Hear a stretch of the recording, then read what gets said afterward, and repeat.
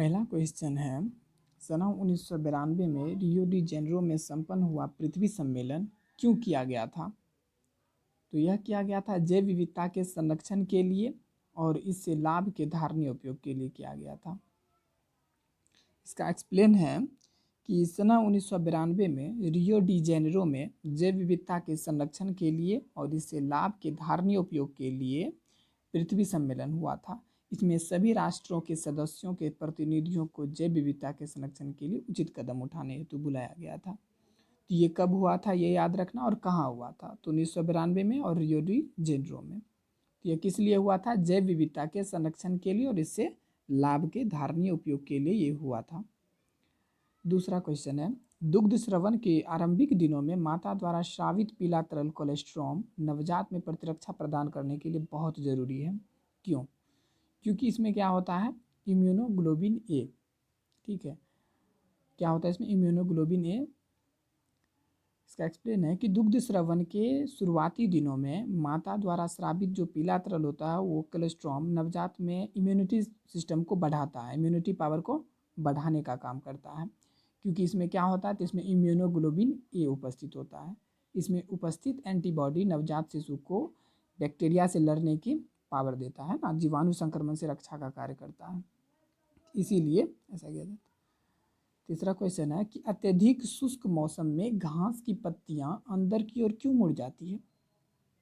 इसका रीजन है कि बोलीफॉर्म कोशिकाओं का शिथिल हो जाना। उसमें जो बोलीफॉर्म कोशिका होता है वो शिथिल हो जाता है।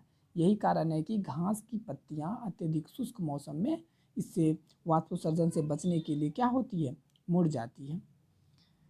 एक्सप्लेन है कि बोलीफॉर्म कोशिकाओं के शिथिल होने से अत्यधिक शुष्क मौसम में घास की जो पत्तियां अंदर की ओर मुड़ जाती है। ये कोशिकाओं पत्तियों की उपत्वचीय कोशिकाओं के बीच बीच में उपस्थित हो। ये कोशिका कहाँ उपस्थित होती है? तो पत्ती की जो उपत्वचीय कोशिका होती है ना, उसके बीच बीच में स्थित होती है, तथा इस प्रकार शुष्क मौसम में पत्तियों को मोड़कर वाष्पोत्सर्जन की दर को कम कर सकते हैं। इस प्रकार हम लोग शुष्क मौसम में, यानी कि घास जो है शुष्क मौसम में पत्ती को मोड़कर वाष्पोत्सर्जन को कम कर देती है। एक उपमध्य केंद्रीय गुणसूत्र की छोटी एवं बड़ी भुजाओं को क्या कहते हैं? तो पहले छोटी भुजा को पी भुजा कहते हैं, और दूसरा है बड़ी भुजा, तो बड़ी भुजा को क्यू भुजा कहते हैं। इसका एक्सप्लेन है कि एक उपमध्य केंद्रीय गुणसूत्र की छोटी व बड़ी भुजाओं, तो गुणसूत्र की जो छोटी एवं बड़ी भुजाओं को क्रमशः पी भुजा और क्यू भुजा कहते हैं। तो उपमध्य केंद्रीय गुणसूत्र की छोटी एवं बड़ी भुजाओं को हम लोग क्या कहते हैं? छोटी भुजा को पी भुजा और बड़ी भुजा को क्यू भुजा कहते हैं। पी भुजा का मतलब हुआ पेटाइट, अर्थात छोटी। पेटाइट का मतलब हुआ छोटी। इस गुणसूत्र में गुणसूत्र बिंदु मध्य में स्थित होता है। मध्य के स्थिति में, मध्य में अगर स्थित होता है तो उसको हम लोग मध्य केंद्रीय बोलते हैं। मध्य से थोड़ा समीप मतलब हल्का से हटके, तो इसीलिए उसको उपमध्य केंद्रीय बोलते हैं। तो इस गुणसूत्र में गुणसूत्र बिंदु मध्य भाग के थोड़ा समीप में ही होता है, जिससे गुणसूत्र के दो बराबर भाग नहीं होते, एक थोड़ा बड़ा होता है तो एक छोटा होता है। इसमें हमको ये याद रखना है कि छोटी भुजा को क्या कहते हैं और बड़ी भुजा को क्या? छोटी भुजा को पी भुजा कहते हैं और बड़ी भुजा को क्यू भुजा कहते हैं। एक भाग कुछ बड़ा हो जाता है तो एक भाग कुछ छोटा। अगला है कि ट्राइपामाइटिन के श्वसन गुणांक का मान कितना होता है? ट्राइपामाइटिन के श्वसन गुणांक का मान 0.7 होता है। ट्राइपामाइटिन का श्वसन गुणांक का मान 0.7 होता है। अब श्वसन गुणांक निकाला कैसे जाता है? तो श्वसन गुणांक रेस्पिरेटरी कोएफिशिएंट श्वसन प्रक्रिया में निर्मुक्त CO2 तथा ग्रहण की गई ऑक्सीजन का अनुपात होता है। तो श्वसन गुणांक बराबर होता है छोड़ा गया कार्बन डाइऑक्साइड बटे लिया गया ऑक्सीजन। श्वसन गुणांक बराबर होता है छोड़ा गया कार्बन डाइऑक्साइड बटे लिया गया ऑक्सीजन। जैसे ये रिएक्शन है, इसमें छोड़ा गया कार्बन डाइऑक्साइड कितना है? तो 102 यानी 102 है, और लिया गया ऑक्सीजन कितना है? तो 145 है। ये दोनों का रेशियो ले लेंगे जो कि 0.7 आएगा। तो ये श्वसन गुणांक निकालने का तरीका था। अगला क्वेश्चन, निम्न में से कौन रुधिर कोलेस्ट्रॉल कम करने वाला व्यावसायिक कारक है? तो स्टेटिन जो है हमारे ब्लड में कोलेस्ट्रॉल को कम करता है। स्टेटिन जो है हमारे ब्लड में कोलेस्ट्रॉल को कम करता है। हमारे ब्लड में कोलेस्ट्रॉल को कौन कम करता है? तो स्टेटिन। इसका एक्सप्लेन है कि रुधिर जो है कोलेस्ट्रॉल कम करने वाला व्यावसायिक कारक स्टेटिन है। यह मोनास्कस परप्यूरिस कहलाने वाले यीस्ट से प्राप्त होता है। तो हमें ये भी याद रखना है कि यह किससे प्राप्त होता है। स्टेटिन जो है, जो ब्लड कोलेस्ट्रॉल को कम करता है, यह किससे प्राप्त होता है? तो यह मोनस्कस परप्यूरस नामक जो एक यीस्ट होता है उससे प्राप्त होता है। कोलेस्ट्रॉल के संश्लेषण के समय उपयुक्त होने वाले एंजाइम का यह प्रतिस्पर्धात्मक रूप से संदमन यानी कम उसको करता है। स्टेटिन उसको कम कर देता है। इसका अगला ऑप्शन था साइक्लोस्पोरिन ए। ये क्या है? तो साइक्लोस्पोरिन यह भी एक औषधि है, लेकिन यह जब कोई भी अंग ट्रांसप्लांट होता है तो उसके प्रतिरक्षा निरोधक के लिए दिया जाता है। किसी का अगर कोई अंग ट्रांसप्लांट हुआ है तो उसे प्रतिरक्षा निरोधक के लिए यूज किया जाता है। अगला है स्टेप्टोकाइनेज का क्या यूज होता है? स्टेप्टोकाइनेज यह जो है मायोकार्डियल इन्फंक्शंस तथा हृदय रोगियों के लिए यूज होता है। स्टेप्टोकाइनेज किसके लिए यूज होता है? तो यह मायोकार्डियल इन्फंक्शंस तथा हृदय रोगी के लिए यूज होता है। और लाइपेज का क्या यूज होता है? लाइपेज यह वसा का जल अपघटित करने वाला एंजाइम है। लाइपेज क्या है? यह वसा का जल अपघटित करने वाला एंजाइम है। लाइपेज क्या है? यह वसा का जल अपघटित करने वाला एंजाइम है। निम्न संरचनाओं को अंगों में उनके स्थान के साथ मिलान कीजिए। तो लीबर कुहन प्रगुहिका कहाँ पाया जाता है? तो यह हमारे क्षुद्रांत में पाया जाता है। गिल्सन्स का कैप्सूल्स कहाँ पाया जाता है? तो यह यकृत में पाया जाता है। और लैंगरहैंस द्वीप कहाँ पाई जाती है? अग्नाशय में। लैंगरहैंस द्वीप कहाँ पाया जाता है? अग्नाशय में। और ब्रूनर ग्रंथियाँ यानी भ्रूण ग्रंथियाँ कहाँ पाई जाती है? तो हमारे ग्रहणी में पाया जाता है। फिर से लीबर कुहन प्रगुहिका कहाँ पाई जाती है? तो यह किससे मिलेगा?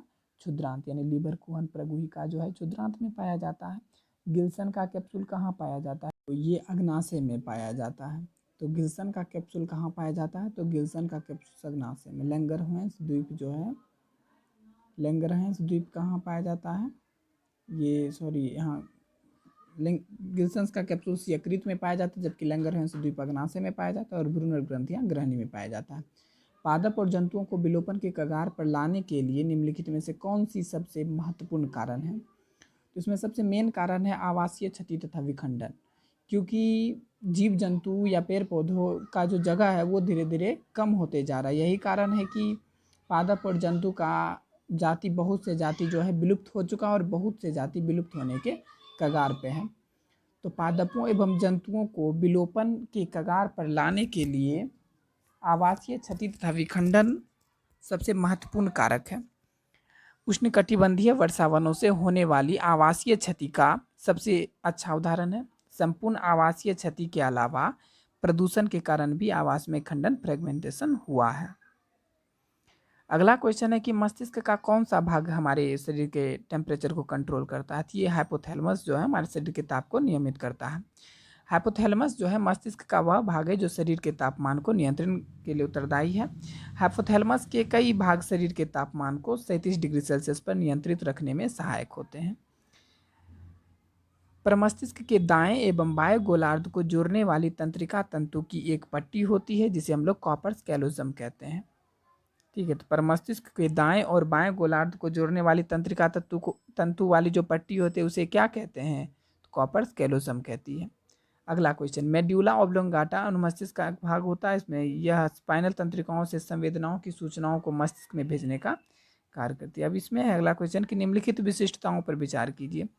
अंकतंत्र संगठन स्तर पे, द्विपार्श्व समिति स्तर पे और पूर्ण प्रगुही एवं शरीर का खंडीभवन स्तर पे। तो वे जीव संघ जो सभी उपरोक्त विशेषताओं को दर्शाते वो कौन कौन है? तो पहला कह रहा है अंग तंत्र संगठन स्तर। तो अंग तंत्र संगठन स्तर एनेलिडा में होता है। द्विपार्श्व सम्मित जो है अर्थोपोडा में होता है। पूर्ण प्रगुही एवं शरीर का खंडीभवन कॉर्डेटा में होता है। एनेलिडा, अर्थोपोडा एवं कॉर्डेटा के जंतुओं में अंग तंत्र स्तर का संगठन होता है। शरीर में द्विपार्श्व सम्मिति पाई जाती है। शरीर में जो है द्विपार्श्व सम्मिति पाई जाती तथा पूर्ण प्रगुही एवं शरीर का खंडीभवन पाया जाता है।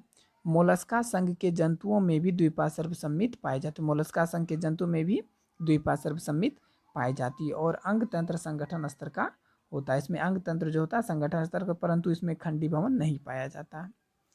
अब तिलचट्टे के आहार नाल में मुख से आरंभ कर अंगों के उचित क्रम का चयन करें। तो तिलचट्टे की आहार नाल में मुख से आरंभ करके उसका यानी कि कैसे कैसे भोजन जाता है। तो पहला है कि पहले उसे के ग्रसनी में जाता है, ग्रसनी से ग्रसिका, ग्रसिका से सस्य, सस्य से पेशनी, पेशनी से इलियम, इलियम से कॉलन और कॉलन से रेक्टम।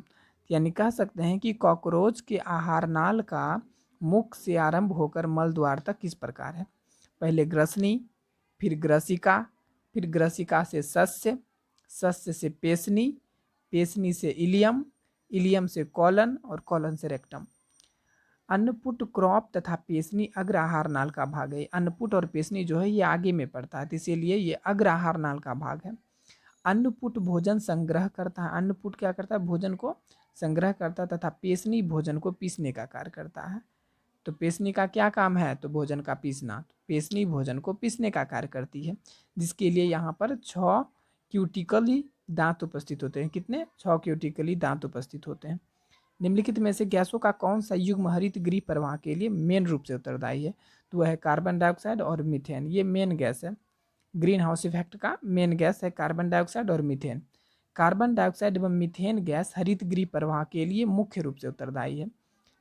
कार्बन डाइऑक्साइड एवं मीथेन गैस जो है हरित गृह प्रवाह के लिए मुख्य रूप से उत्तरदायी होती है, क्योंकि इनकी वायुमंडल में क्रमशः प्रतिशत मात्रा जो है 280 ppm एवं 700 ppb के आसपास होती है। वायुमंडल में CO2 की मात्रा जीवाश्म ईंधन के दहन यानी कि पेट्रोल डीजल ये सब के जलने के कारण या जंगल के काटने से, यही कारण है कि CO2 बढ़ रहा है। जबकि मीथेन का मुख्य स्रोत क्या है, एक मवेशी आंत्र जैसे गाय भैंस ये सब के जो आंत में होता है बनवन, ये किण्वन व चावल के, और दूसरा है कि धान के खेत में यानी कि चावल के खेत में खराब पानी जहाँ होता है ना वहाँ पे मीथेन गैस रिलीज होता है, बनता है। तो वही कहता है चावल के खेतों में खराब पानी, standing water in rice fields, उसमें भी मीथेन बनता है। हरित गृह प्रवाह से वैश्विक उष्णता बढ़ती है। हरित गृह प्रवाह से क्या, गर्मी बढ़ता है, जिसको हम लोग वैश्विक उष्णता बोलते हैं, क्योंकि ये गैसें सूर्य विकिरण की ऊर्जा को सोखती है, जिससे पृथ्वी का औसत क्या होता है, तापमान बढ़ रहा है। इसमें एक चीज़ और याद रखना है कि इसमें कि कुल भूमंडलीय तापमान में विभिन्न हरित गैसों का सापेक्षिक योगदान इस प्रकार है। CO2 कितना परसेंट है, 60%। CFC कितना परसेंट है, 14%। मीथेन कितना परसेंट है, 20%। और N2O 6%। निम्न में से कौन सा पेशीय विकार वंशागत है, तो ये जो पेशीय दुष्पोषण होता है यह एक वंशागत है।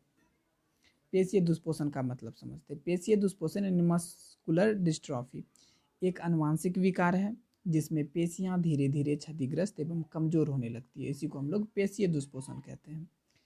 अपतानिका क्या है, तो अपतानिका में कैल्शियम आयन की कमी के कारण पेशियों में तीव्र ऐंठन होने लगती है, तो इसी को हम लोग अपतानिका कहते हैं। अपतानिका क्या, शरीर में जब कैल्शियम कम होता है तो हमारे पेशियों में तेजी से ऐंठन होने लगती है, इसी को हम लोग अपतानिका कहते हैं। माइस्थेनिया ग्रेविस क्या है, तो माइस्थेनिया ग्रेविस एक स्वप्रतिरक्षा विकार है। माइस्थेनिया ग्रेविस से क्या है, स्वप्रतिरक्षा विकार है, यानी खुद यानी कि शरीर का प्रतिरक्षा ही कमजोर बना देती है, जो तंत्रिका पेशी संधि को प्रभावित करने लगता है। जहाँ जहाँ पे हमारे संधि होते हैं, हड्डी का जोर होता है, वहाँ पे वही कहता है माइस्थेनिया ग्रेविस एक स्वप्रतिरक्षा विकार है जो तंत्रिका पेशी संधि को प्रभावित करने लगता है। और बोटुलिज्म में क्या होता है, तो बोटुलिज्म में खाद्य विषाक्तता है। बोटुलिज्म में क्या है, खाद्य विषाक्तता, जिसका कारण खाद्य पदार्थों में क्लोस्ट्रीडियम बोटुलिज्म नामक जीवाणु की उपस्थिति है। अगला क्वेश्चन है कि पक्षमाधारी उपकला कोशिकाएं कणों अथवा श्लेष्मा को एक विशेष दिशा में संचालित करने के लिए जरूरी होती है। मानव में ये कोशिका कहाँ मिलेगा, तो कहाँ कहाँ होता है, हमारे श्वसनिकाओं में होता है पक्षमाभी वाला कोशिका, और एक डिम्बवाहिनी में होता है। ठीक है, पक्षमाभी उपकला कोशिका कहाँ कहाँ हमारे शरीर में पाया जाता है, एगो हमारे श्वसनिकाओं में और डिम्बवाहिनी में। तो पक्षधारी यानी पक्षमाभी बोल सकते हैं। पक्षमाभी उपकला कोशिका में उपस्थित कणों एवं श्लेष्मा को श्वसनिकाओं एवं डिम्ब वाहिनिकाओं में एक विशेष दिशा में संचालित करने के लिए जरूरी होता है। ठीक है, अगला है कि 1 को 2 से मिलाइए। पी तरंग, पी तरंग अलिंदों का विध्रुवीकरण करता है। QRS का मतलब क्या हुआ, ये डायग्राम से क्लियर होगा। इसमें नीलियों का विध्रुवीकरण होता है। टी तरंग नीलियों का पुनः ध्रुवीकरण करता है, और टी तरंग के आकार में कमी कोरोनरी इस्चीमिया। ठीक, अब इसको हम डायग्राम से डायग्राम डायग्राम यहाँ। पी तरंग अलिंदों का विध्रुवीकरण करता है, क्यूआरएस सम्मिश्र नीलियों का विध्रुवीकरण करता है, टी तरंग नीलियों का पुनः विध्रुवीकरण करता है, और टी तरंग के आकार में कमी का मतलब है कि कोरोनरी इस्चीमिया रोग। फिर से पी तरंग शुरुआती, ये शुरू वाला भाग अलिंद का विध्रुवीकरण करता है। पहला पार्ट क्या करता है, अलिंद का विध्रुवीकरण। फिर एक भाग आता है क्यूआरएस जो ऊंचा उठा होता है, वह नीलयों का विध्रुवीकरण करता है। वह क्या करता है, नीलयों का विध्रुवीकरण। फिर आगे आता है अंत यानी टी तरंग। टी तरंग मतलब क्या हुआ कि नीलयों का पुनः ध्रुवीकरण। टी तरंग क्या, नीलयों का पुनः ध्रुवीकरण करता है। और लास्ट में अगर टी तरंग के आकार में कमी आया तो इसका मतलब है कि कोरोनरी इस्चीमिया यानी रोग के बारे में लिखा है कि देखिए, विद्युत हृदय लेखन यानी जिसको हम लोग बोलते हैं ईसीजी, विद्युत हृदय लेखन एक लहरदार ग्राफ के रूप में होता है, जिसमें एक सीधी रेखा से 3 भिन्न स्थानों पर लहरें उठती हुई दिखाई देगी। एगो पी, एक तो यहाँ पे क्यूआरएस उठा हुआ, और दूसरा टी तरंग। पी लहर क्या करता है, तो पी लहर मात्र 0.1 सेकेंड के अलिंद संकुचन या फिर अलिंद संकुचन को हम लोग दूसरा भाषा में बोलेंगे अलिंद का विध्रुवीकरण की सूचना देती है, जो 0.3 सेकेंड का होता है। अगला है क्यूआरएस। ये क्यूआरएस मेन चीज तो यही हुआ, क्यूआरएस सम्मिश्र नीलियों का विध्रुवीकरण की सूचना देती है। क्यूआरएस क्या करता है, सम्मिश्र नीलियों का विध्रुवीकरण की सूचना देता है, जो 0.3 सेकेंड का होता है। जो कितना होता है, 0.3 सेकेंड का होता है। फिर टी लहर क्या करता है, टी लहर नीलयों का पुनः ध्रुवीकरण करता है। टी लहर क्या करता है, नीलयों का पुनः ध्रुवीकरण करता है तथा इनके क्रमिक प्रसारण के आरंभ की सूचना देता है। अगला क्वेश्चन है, निम्नलिखित में से कौन एक जैव विविधता के स्वस्थानीय संरक्षण की विधि नहीं है। स्वस्थानीय का मतलब क्या हुआ, स्वस्थानीय का मतलब हुआ कि उसको अपने पर्यावरण यानी प्राकृतिक वास में ही रहने दिया जाए तो वो स्वस्थानीय हुआ। इसका अपोजिट होता है एक बाह्य स्थानीय। बाह्य स्थानीय का मतलब है कि कुछ कारणवश जब उसको बाहर रखा जाता है, जैसे कि चिड़ियाघर में, आदमी के देख रेख में, ठीक है, तो वो हो गया बाह्य स्थानीय। हमसे पूछा गया है यहाँ पे स्वस्थानीय संरक्षण की विधि नहीं है, तो वनस्पति उद्यान नहीं है, क्योंकि वनस्पति उद्यान ये मानव के देख रेख में होता है, यह स्वस्थानीय संरक्षण की विधि नहीं है। बाकी जैव मंडल संरक्षित क्षेत्र ये जंगल की तरह होता है, वन्य जीव अभ्यारण्य ये भी प्राकृतिक हुआ, और पवित्र वन ये भी प्राकृतिक रूप से ही होता है। तो वनस्पतिक उद्यान जैव विविधता संरक्षण की स्वस्थानीय संरक्षण की विधि नहीं है, क्योंकि इसमें आदमी की देखरेख होती है। इस विधि में पादप उनके प्राकृतिक आवास से निकालकर मानव निर्मित यानी बगीचे, उद्यान इसमें संरक्षित किया जाता है, तो आदमी के देखरेख में है, इसीलिए इसको हम लोग बाह्य संरक्षण कह सकते हैं। यह एक बहिस्थानीय संरक्षण विधि है। यह क्या है, बहिस्थानीय संरक्षण विधि है। जैव मंडल संरक्षित क्षेत्र, वन्य जीव अभ्यारण्य एवं पवित्र वन जैव विविधता की स्वस्थानीय संरक्षण विधियां हैं। अगला क्वेश्चन है कि एक स्पीसीज में नवजात का भार जो है, यानी नवजात मतलब नए बच्चे का जन्म, उसका भार 2 से 5 केजी के बीच है। 3 से 3.3 केजी औसत भार वाले 97% नवजात जीवित रहे, जबकि 2 से जो 2.5 केजी भार वाले बच्चा थे या फिर उससे ज़्यादा यानी कि 4.5 से लेकर 5 केजी वाले 99% नवजात जो है मर गए। यहाँ किस प्रकार की वरण क्रिया हो रही है, तो ये अस्थायी कारक वरण बोलेंगे इसको। क्यों, तो प्रश्न के वक्तव्य में दिया गया आंकड़े के अनुसार इस उदाहरण में अस्थायी कारक वरण उपस्थित है, क्योंकि 3 से जो 3.3 केजी वाला जो शिशु था वो नॉर्मली बचा, बाकी इससे कम या इससे ज़्यादा वाला मर गया। ठीक है, तो इस भार वाले शिशु जीवित हैं, अन्य कम भार वाले हो या फिर अधिक भार, तो वो जीवित नहीं रहती, इसीलिए इसको हम लोग अस्थायी कारक वरण कहेंगे। अगला है कि कोशिका चक्रण की अवस्थाओं का सही क्रम कौन सा है। तो कोशिका चक्रण में पहला होता है जीवन फेस, फिर होता है संश्लेषण अवस्था जिसको हम लोग एस फेस बोलते हैं, फिर इसके बाद होता है G2 अवस्था, और उसके बाद होता है M अवस्था। इसके बारे में क्या क्या याद रखना है कि कोशिका चक्री अवस्थाओं का सही क्रम है, पहला जीवन अवस्था जिसको यहाँ पे प्राथमिक वृद्धि काल कहा गया है, इसमें सिर्फ वृद्धि करता है, और एस को बोला जाता है संश्लेषण की अवधि। इसमें जो है DNA का पुनः यानी कि डबल बनता है, और उसके बाद आगे आता है G2 द्वितीय वर्धन काल और M विभाजन काल। तो जीवन क्या है, तो जीवन यह विभाजन की प्राथमिक अवस्था है जिसमें कोशिका वृद्धि करती है, सिर्फ कोशिका वृद्धि करती है। तो ये याद रखना है जीवन में क्या होती है, तो जीवन में सिर्फ कोशिका का वृद्धि होती है। फिर एस अवस्था, तो एस अवस्था में कोशिका के डीएनए में द्विगुणन होता है। एस अवस्था में मेन रूप से क्या होता है, तो एस अवस्था में मेन रूप से कोशिका के डीएनए का द्विगुणन होता है। G2 अवस्था में क्या होता है मेन रूप से, तो G2 इस अवस्था में आरएनए एवं प्रोटीन का संश्लेषण होता है। G2 में क्या होता है, आरएनए एवं प्रोटीन का संश्लेषण होता है। M इस अवस्था में कोशिका विभाजन करना आरंभ कर देती है, और M अवस्था में क्या होता है, कोशिका विभाजन शुरू हो जाता है। अगला क्वेश्चन है, कोशिकीय क्रियाओं को स्टेरॉयड हार्मोन किस प्रकार प्रभावित करती है। तो कोशिकीय क्रियाओं को स्टेरॉयड हार्मोन किस प्रकार प्रभावित करती है, तो डीएनए से बंधकर एक जीन हार्मोन कॉम्प्लेक्स बनाकर। तो कोशिकीय क्रियाओं को स्टेरॉयड हार्मोन डीएनए से बांधकर तथा जीन हार्मोन कॉम्प्लेक्स बनाकर प्रभावित करते हैं। इस प्रक्रिया में क्या होता है, तो इस प्रक्रिया में कैल्शियम आयन महत्वपूर्ण भूमिका निभाते हैं। इस प्रक्रिया में कैल्शियम आयन जो है यह महत्वपूर्ण भूमिका निभाते हैं। उदाहरण, थायराइड ग्रंथि के हार्मोन सीधे कोशिका द्रव में प्रवेश कर केंद्रक में उपस्थित ग्राही प्रोटीन से जुड़कर संबंधित जीन को प्रभावित कर उपापचय क्रिया करते हैं। निम्नलिखित में से कौन सा कथन सही नहीं है, तो लयनकाय अंतर्द्रव्यीय जालिका में संवेष्टन प्रक्रिया द्वारा बनते हैं, यह कथन गलत है। तो जो सही है वो देखते हैं। लयनकाय में बहुत से जलपघटकीय एंजाइम होते हैं।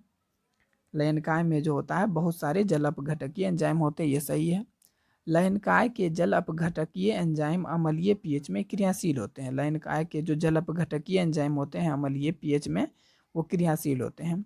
लयनकाय झिल्ली से घिरी हुई संरचना होती है। लयनकाय जो होती है वो झिल्ली से घिरी हुई संरचना होती है। लयनकाय के संदर्भ में कथन डी हो सकता है, तो इसको जोड़ते हैं। लयनकाय अंतःद्रव्यीय जालिका में समवेष्टन प्रक्रिया द्वारा नहीं बनते हैं। ये गोल्जिकाय की विपक्ष सतह से पृथक होकर बनते हैं। ये कैसे बनते हैं, ये गोल्जिकाय की विपक्ष सतह से पृथक होकर बनते हैं। इनकी थैलीनुमा संरचना होती है। इनकी थैलीनुमा संरचना होती है जिसमें 50 सेंटीमीटर अधिक जलपघटनीय एंजाइम पाए जाते हैं। इनको हम लोग आत्मघाती थैली, सुसाइड बैग भी कहते हैं, आत्मघाती थैली भी कहा जाता है, क्योंकि ये अपनी कार्यविधि में स्वयं को नष्ट करते हैं। अगला क्वेश्चन है कि पुष्पी पादप में निषेचन के पश्चात विकास के विषय में निम्नलिखित में से कौन सा कथन गलत है। तो बीजांड जो है भ्रूण कोश से विकसित होता है, ऐसा नहीं, बीजांड भ्रूण कोश से विकसित होता है, यही कथन गलत है। अब इसमें याद क्या क्या रखें, अंडाशय फल से विकसित, फल में विकसित, हाँ अंडाशय चेंज होके फल में होता है। यहाँ पे डी में होना चाहिए कि बीजांड बीज में विकसित होता है, तब सही होता। अगला यहाँ इसका बी ऑप्शन है, युग्मनज भ्रूण में विकसित होता है, ये भी सही है कि युग्मनज भ्रूण में विकसित होता है। केंद्रीय कोशिका भ्रूणपोष में विकसित होता है, और हमेशा एक चीज याद रखेंगे कि भ्रूणपोष त्रिगुणित होता है। आगे इसका एक्सप्लेन है कि पुष्पी पादप के निषेचन के पश्चात विकास के विषय में कथन डी हो सकते हैं। निषेचन पश्चात घटनाओं में पुष्पीय पादपों का बीजांड बीज में परिवर्तित होता है। बीजांड याद रखेंगे, बीजांड बीज में चेंज होता है। अन्य परिवर्तन निम्न प्रकार है, अंडाशय जो है फल में चेंज होता है, युग्मनज जो है भ्रूण में चेंज होता है, और केंद्र कोशिका जो है भ्रूणपोष में चेंज होता है। इसमें क्या क्या याद रखेंगे, चार चीज। पहला है बीजांड बीज में चेंज होता है, अंडाशय फल में चेंज होता है, और युग्मनज जो है ये भ्रूण में। युग्मनज कहाँ चेंज होता है, युग्मनज भ्रूण में चेंज होता है, और केंद्र कोशिका जो है भ्रूणपोष में चेंज होता है, केंद्र कोशिका भ्रूण। अगला क्वेश्चन, कॉनकेनेवेलिन ए क्या है। तो कॉनकेनेवेलिन ए क्या है, तो कॉनकेनेवेलिन ए एक लैक्टिन है। कॉनकेनेवेलिन ए एक लैक्टिन या कार्बोहाइड्रेट बांधने वाली एक प्रोटीन है। यह एक टी कोशिका माइटोजन है। यह क्या है, टी कोशिका माइटोजन है, जो शरीर की स्वप्रतिरक्षा प्रणाली को उत्तेजित करती है, जो शरीर की स्वप्रतिरक्षा प्रणाली को उत्तेजित करती है। लिम्फोसाइट का चयन करती है, और ये लिम्फोसाइट का चयन करती है, तथा साइटोकाइन के उत्पादन को कम करती है। साइटोकाइन के उत्पादन को कम, यह माइटोकॉन्ड्रिया मीडिएटेड एप्टोसिस प्रोग्राम को उत्तेजित करके प्रोग्राम सेल डेथ को उत्तेजित करती है। अगला क्वेश्चन, एंजाइम के बड़े पैमाने पर औद्योगिक उत्पादन के लिए सूक्ष्मजीव को उगाने के लिए निम्नलिखित में से कौन से उपकरण की आवश्यकता होती है। तो जैव रिएक्टर की आवश्यकता होती है। एंजाइम के बड़े पैमाने पर औद्योगिक उत्पादन के लिए सूक्ष्मजीव को उगाने के लिए जैव रिएक्टर उपकरण की आवश्यकता होती है। ये बड़े बड़े उपकरण जैविक प्रक्रम के लिए उपयुक्त वातावरण प्रदान करते हैं। ये बड़े बड़े उपकरण जैविक प्रक्रम के लिए उपयुक्त वातावरण प्रदान करते हैं। स्लज डाइजेस्टर्स में अपघटनी कार्बनिक ठोस पदार्थों का पाचन सूक्ष्मजीवी अपघटनी जीवाणुओं द्वारा किया जाता है। विभिन्न सूक्ष्मजीवियों के संवर्धन के समय बीओ2 के सूचक, तापमान नियंत्रक आदि का उपयोग किया जाता है। निम्न कथन को ध्यान में रखिए। सह एंजाइम अथवा धातु आयन जो प्रोटीन से दृढ़ता से बंधे होते हैं प्रोस्थेटिक समूह कहलाते हैं। दूसरा कथन, एक प्रोस्थेटिक समूह में बंधा पूर्ण उत्प्रेरक सक्रिय एंजाइम एपोएंजाइम कहलाता है। तो उचित विकल्प का चयन करना है। इसमें क्या है कि पहला वाला कथन कह रहा है कि एंजाइम अथवा धातु आयन जो एंजाइम प्रोटीन से दृढ़ता से बंधे होते हैं क्या वो प्रोस्थेटिक समूह कहलाते हैं। सही है। एक प्रोस्थेटिक समूह में बंधा पूर्ण उत्प्रेरक सक्रिय एंजाइम एपोएंजाइम कहलाते हैं, तो यह गलत है। इसके पीछे रीजन है कि एंजाइम के संबंध में कथन ए सत्य है तथा कथन बी गलत है। क्यों? तो सही रूप है कि एक प्रोस्थेटिक समूह से बंधा पूर्ण उत्प्रेरक सक्रिय एंजाइम होलो एंजाइम कहलाता है। एक प्रोस्थेटिक समूह से बंधा पूर्ण उत्प्रेरक सक्रिय एंजाइम क्या कहलाता है? होलो एंजाइम कहलाता है। एपो एंजाइम एक निष्क्रिय एंजाइम है। एपो एंजाइम क्या है? एक निष्क्रिय एंजाइम है जो एक कार्बनिक या अकार्बनिक सहकारक के साथ जुड़कर सक्रिय होता है। एपो एंजाइम एक निष्क्रिय एंजाइम है जो एक कार्बनिक या फिर अकार्बनिक सहकारक के साथ जुड़कर क्या होता है? सक्रिय होता है। अब है अगला क्वेश्चन, डीएनए और आरएनए दोनों में पाए जाने वाला प्यूरिन कौन सा है? तो एडेनिन और ग्वानिन जो है ये डीएनए और आरएनए दोनों में कॉमन है, दोनों में पाया जाता है। और आगे हम एक चीज़ स्पेशल इसमें है कि डीएनए एवं आरएनए दोनों में पाए जाने वाले प्यूरिन एडेनिन एवं ग्वानिन है, ये दोनों कॉमन है। अब अगला ये याद रखने वाला, साइटोसिन एवं थायमिन पिरिमिडीन है। साइटोसिन एवं थायमिडीन क्या है? पिरिमिडीन है जो केवल डीएनए में ही पाए जाते हैं। आरएनए में थायमिन के जगह पे क्या पाया जाता है? तो यूरेसिल। ये याद रखना है कि आरएनए में जैसे कि डीएनए में थायमिन पाया जाता है, साइटोसिन एवं थायमिडीन पिरिमिडीन है जो केवल डीएनए में पाया जाता है। तो डीएनए में क्या पाया जाता है? तो थायमिन। और जबकि थायमिन के जगह पे आरएनए में क्या पाया जाता है? तो आरएनए में पाया जाता है यूरेसिल। अगला क्वेश्चन है, नर जनन तंत्र में शुक्राणु कोशिकाओं के परिवहन का सही क्रम क्या है? तो पहले शुक्रजनक नलिकाएं, फिर उससे वृषण जालिकाएं में जाता है, वृषण जालिकाएं से फिर शुक्रवाहिकाएं में जाता है, शुक्रवाहिकाएं से फिर अधिवृषण में जाता है, अधिवृषण से फिर शुक्रवाहक में जाता है और शुक्रवाहक से स्खलनीय वाहिनी में और स्खलनीय वाहिनी में मूत्रमार्ग से यूरेथ्रल मीटस में जाता है। तो पुरुष जनन तंत्र में शुक्राणु कोशिकाओं के परिवहन का सही क्रम यानी शुक्र जनन नलिकाएं, फिर वृषण जालिकाएं, फिर शुक्रवाहिकाएं, फिर अधिवृषण, फिर शुक्रवाहक और स्खलनीय वाहिनी, मूत्रमार्ग और अंत में यूरेथ्रल मीटस में जाता है। अगला क्वेश्चन, होमोनिडों को उनकी सही मस्तिष्क माप के साथ मिलान कीजिए। तो इसमें से सबसे ज़्यादा दिमाग जो होता है ये निएंडरथैलिस, होमो निएंडरथैलिस जो है इसका सबसे ज़्यादा होता है। तो ये ऑप्शन के अनुसार भी मिला सकते हैं हम लोग। जैसे यहाँ पे कहा जा रहा है सी, तो होमो हेबिलस का 650 से लेकर 800 सीसी का दिमाग होता है। होमो हेबिलस का कितना होता है? 650 से लेकर 800। जबकि होमो निएंडरथैलिस का दिमाग सबसे ज़्यादा होता है। होमो निएंडरथैलिस का दिमाग सबसे ज़्यादा होता है, यह होता है यानी कि 1400 के आसपास होता है। ठीक, ये 1400 के आसपास। तीसरा है होमो इरेक्टस, तो होमो इरेक्टस का दिमाग लगभग 900 सीसी का था और होमोसेपियंस का नॉर्मल जो हम लोग हैं वो 1350 सीसी के था।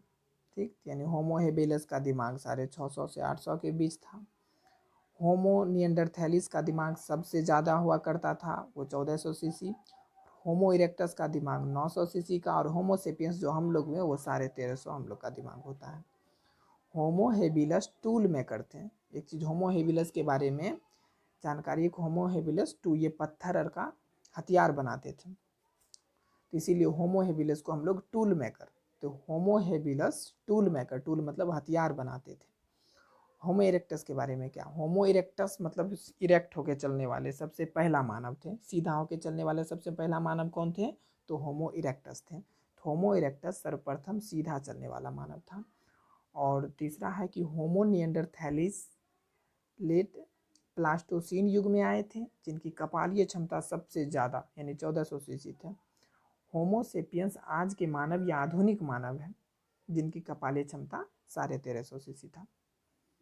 अगला है कि जैसे कि ह्यूगो डिब्रिज ने प्रस्तावित किया कि उत्परिवर्तन के कारण विभिन्नताएं होती है, यह कैसी है? तो यह कैसी होती है? तो यह पहला नंबर यादृच्छिक होती है, कभी भी यानी कैसा भी हो सकता है, और या फिर दिशा रहित, यादृच्छिक या और दिशा रहित। तो ह्यूगो डिब्रिज ने प्रस्तावित किया था जो उत्परिवर्तन के कारण विभिन्नताएं आती है वह पहला नंबर यादृच्छिक तथा दिशा विहीन होती है, यादृच्छिक तथा दिशा विहीन होती है। इनके अनुसार उत्परिवर्तन जातीय लक्षणों में अकस्मात हो जाने वाले वंशागत परिवर्तन है जो जैव विकास में सहायक है। डिब्रिज ने माना कि उत्परिवर्तन जातीय उद्भवन के कारण उत्पन्न क्षमता है तथा जैव विकास का सबसे मेन कारण यही है। निम्न कोशिकांगों के युग्म में किसमें डीएनए नहीं होता है? तो लयनकाय और रसधानी में डीएनए नहीं होता। तो लयनकाय और रसधानियों में डीएनए नहीं होता है। लयनकाय एवं रिक्तिकाओं में डीएनए नहीं होता है। लयनकाय और रिक्तिकाओं में डीएनए नहीं होता है। लयनकाय प्लाज्मा झिल्ली सहित थैलीनुमा संरचनाएं होती है। लयनकाय जो है प्लाज्मा झिल्ली सहित ये क्या होता है? थैलीनुमा संरचना होती है जिसमें 50 से भी ज़्यादा जल अपघटनीय एंजाइम पाए जाते हैं। और एक चीज़ और याद रखना है हमको लयनकाय के बारे में, इसको आत्मा हत्या की थैली भी कहा जाता है। आगे है जिनमें 50 से भी ज़्यादा जल अपघटनीय एंजाइम पाए जाते हैं। रिक्तिकाएं भी प्लाज्मा झिल्ली सहित बड़ी संरचनाएं होती है। रिक्तिकाएं भी प्लाज्मा झिल्ली सहित बड़ी संरचनाएं होती हैं जिनमें कोशिका के लिए उपयोगी पदार्थ संग्रह होते हैं। हरित लवक एवं शुक्र कणिका अर्धस्वायत्त संरचना है। हरित लवक एवं शुक्र कणिका क्या है? अर्धस्वायत्त संरचना है जो अपना द्विगुणन कर सकती है। इसके लिए इसमें डीएनए एवं राइबोसोम पाए जाते हैं। अगला क्वेश्चन है वायु द्वारा उत्पन्न एलर्जन एवं प्रदूषक के कारण नगरीय स्थानों में काफी व्यक्ति श्वसनीय विकार जो घरघराहट उत्पन्न करते हैं इससे पीड़ित होते हैं। क्यों होते हैं? तो श्वसनीय एवं श्वसनिकाओं का इन्फेक्शन यानी कि इन्फ्लेमेशन के कारण ऐसा होता है शहरी दुनिया में। आगे है कि वायु द्वारा उत्पन्न एलर्जन एवं प्रदूषक के कारण नगरीय स्थान में काफ़ी व्यक्ति श्वसनीय विकार जो घरघराहट उत्पन्न करते हैं से पीड़ित होते हैं क्योंकि उनकी श्वसनीय नलिकाओं एवं श्वसनिकाओं में क्या होता है? इन्फ्लेमेशन होता है।